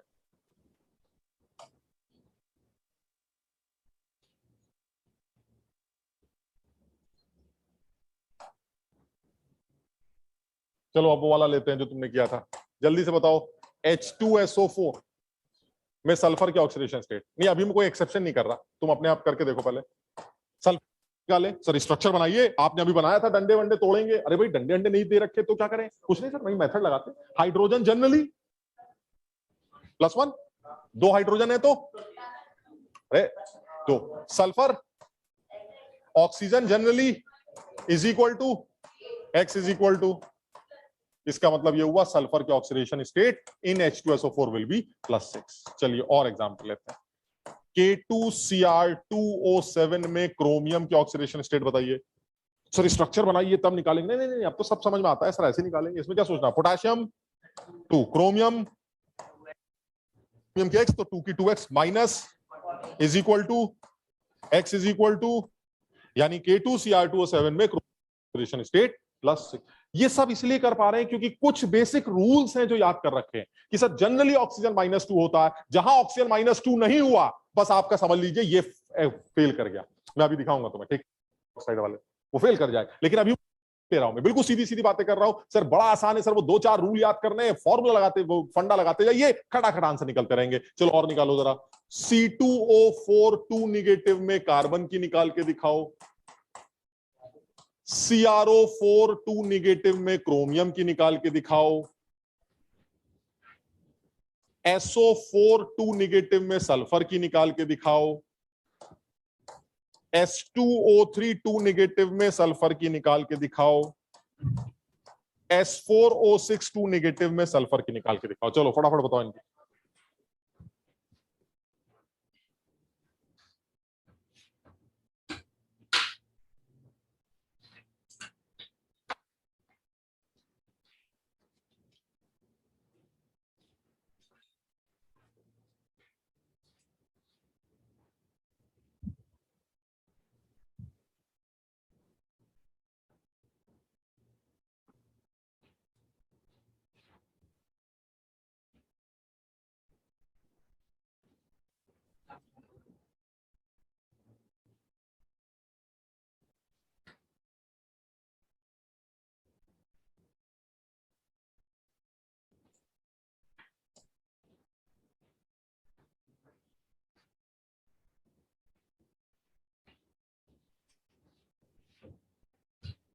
ये तुम्हारी रफ कॉपी है, फेयर कॉपी है?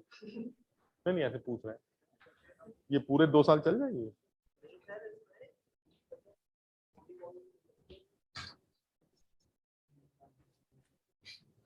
अच्छा, तो ये तीनों सब्जेक्ट इसी में लिखते हो? अच्छा,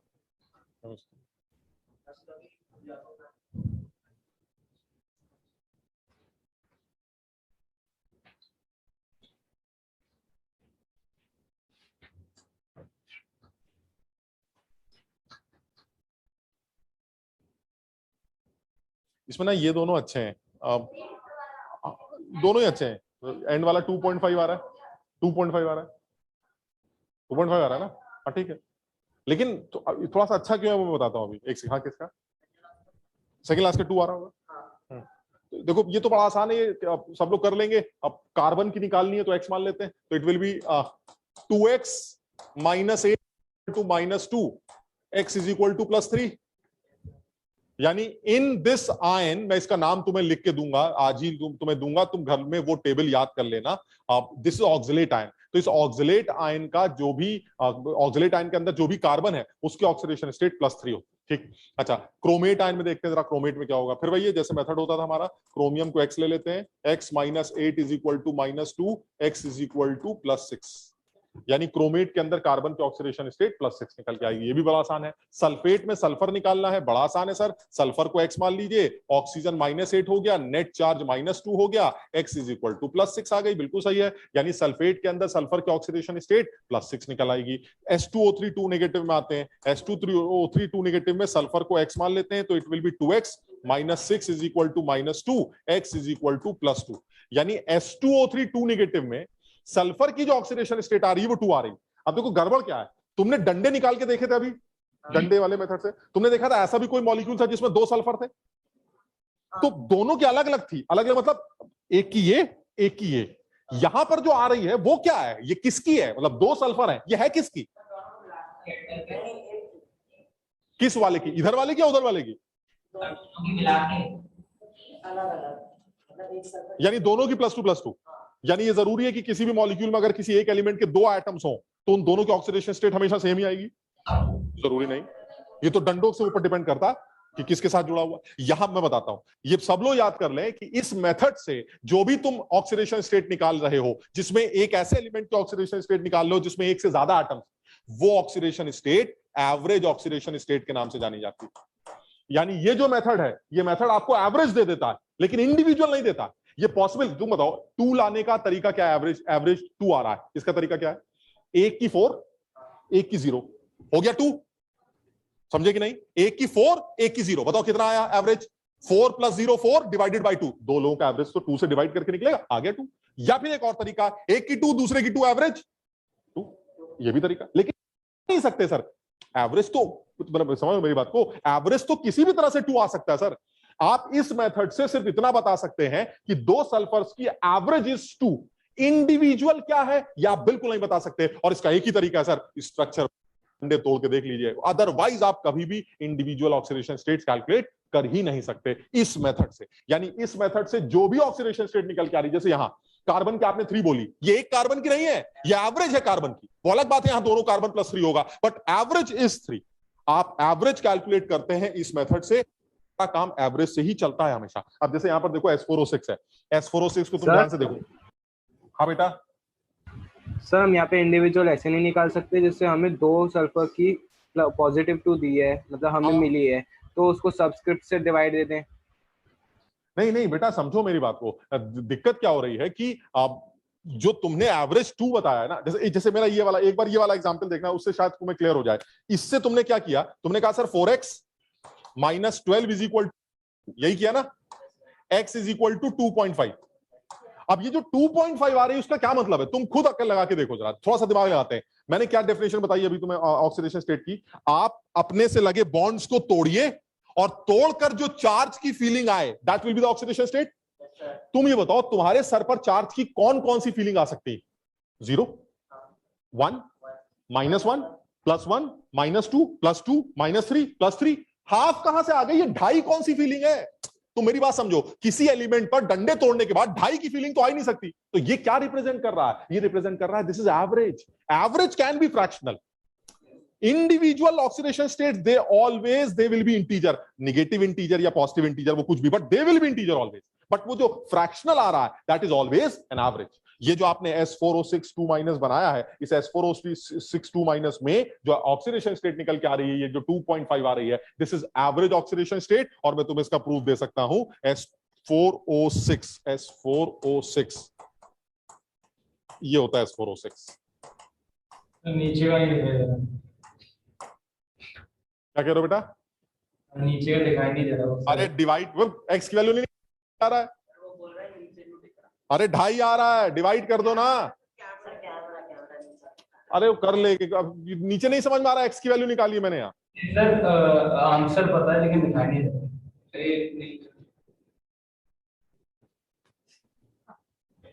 तुम कहाँ, आगरा से बोल रहे हो ना? यस का नाम बताओ। सर, दिख गया। कौन, क्या नाम है? दिख गया। विद्या। अरे दिख गया। बस तुम मिलो बेटा। ये बड़ा बहुत अच्छा लग रहा होगा देख के ना तुम्हें ये।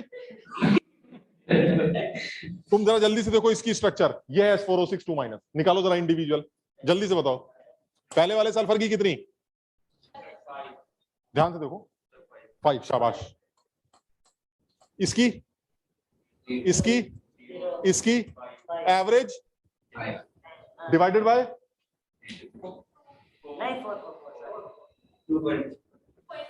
समझ पाए बात को? यानी ये मैं कहना चाह रहा हूं कि ये सर ये तो कमाल हो गया कि ये एवरेज ऑक्सीडेशन स्टेट्स आपने निकालनी सीख ली। इंडिविजुअल का कोई तरीका नहीं, जब तक डंडे नहीं पता आप इंडिविजुअल ऑक्सीडेशन स्टेट कैलकुलेट नहीं कर सकते। इस मेथड से जो तुमने ये एक्स वाला मेथड सीखा, इस मेथड से आप एवरेज ऑक्सीडेशन स्टेट निकाल सकते हैं और हमारा काम उससे चल जाता है। इस पूरे चैप्टर में हमारा काम चल जाएगा। लेकिन अगर IIT के पेपर में या नीट के पेपर में ये सवाल आ जाए कि भैया मुझे S4O6 2- में चारों सल्फर की बता दो क्या क्या है, अब वो आदमी नहीं कर सकता जिसको ये स्ट्रक्चर नहीं आता, क्योंकि इस स्ट्रक्चर के बिना आप चारों ऑक्सीडेशन स्टेट्स नहीं डिफाइन कर सकते। आप एवरेज 2.5 बता देंगे एक्स वाले मेथड से, बट इस 2.5 में इंडिविजुअल किसका क्या रोल है वो प्रिडिक्ट नहीं कर सकते आप। उसके लिए स्ट्रक्चर होगा, और ये देखो तुम्हारे सामने स्ट्रक्चर है S4।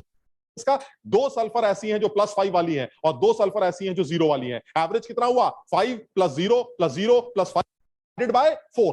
10/4 कितना होता है? यानी the average can be calculated by this method, but the individual states वो आपको ध्यान रखनी पड़े, वो स्ट्रक्चर से ही पता चले। क्लियर है? समझ में आ गया? तो आज इतना ही करते हैं ना, अगली क्लास में फिर इसको थोड़ा सा और आगे बढ़ाएंगे, सब लोग रिवाइज कर लेंगे। और वो जो रिडॉक्स वाला मैंने फिर से बोला, अब तो तुम्हें पता चल जाएगा कि क्या पढ़ना है। उसमें 4-5 रूल्स बनाए गए हैं कि एल्कली मेटल की हमेशा +1 होती है, अल्कलाइन अर्थ मेटल की हमेशा +2 होती है, वगैरह वगैरह। एक रूल बनाया गया, उसको रिडॉक्स से एक बार एक पेज में पढ़ डालते हैं। ठीक, तो आज इतना ही करते हैं, चलो अगली बार मिलते हैं। Thank you sir. Telegram group नहीं बनाया सर आपने? आवाज नहीं आ रही। सर आवाज नहीं आ रही। हाँ, क्या कह रहे हो? टेलीग्राम ग्रुप नहीं बनाया यार? टेलीग्राम ग्रुप तो बनवा दिया था सर, आपने नाम नहीं दिया। तो नहीं बना। अरे यार, वो मैथ्स वाले या फिजिक्स वाले से ही तो बनाना था ना। अभी तो बोला, चलो एक बार करते हैं।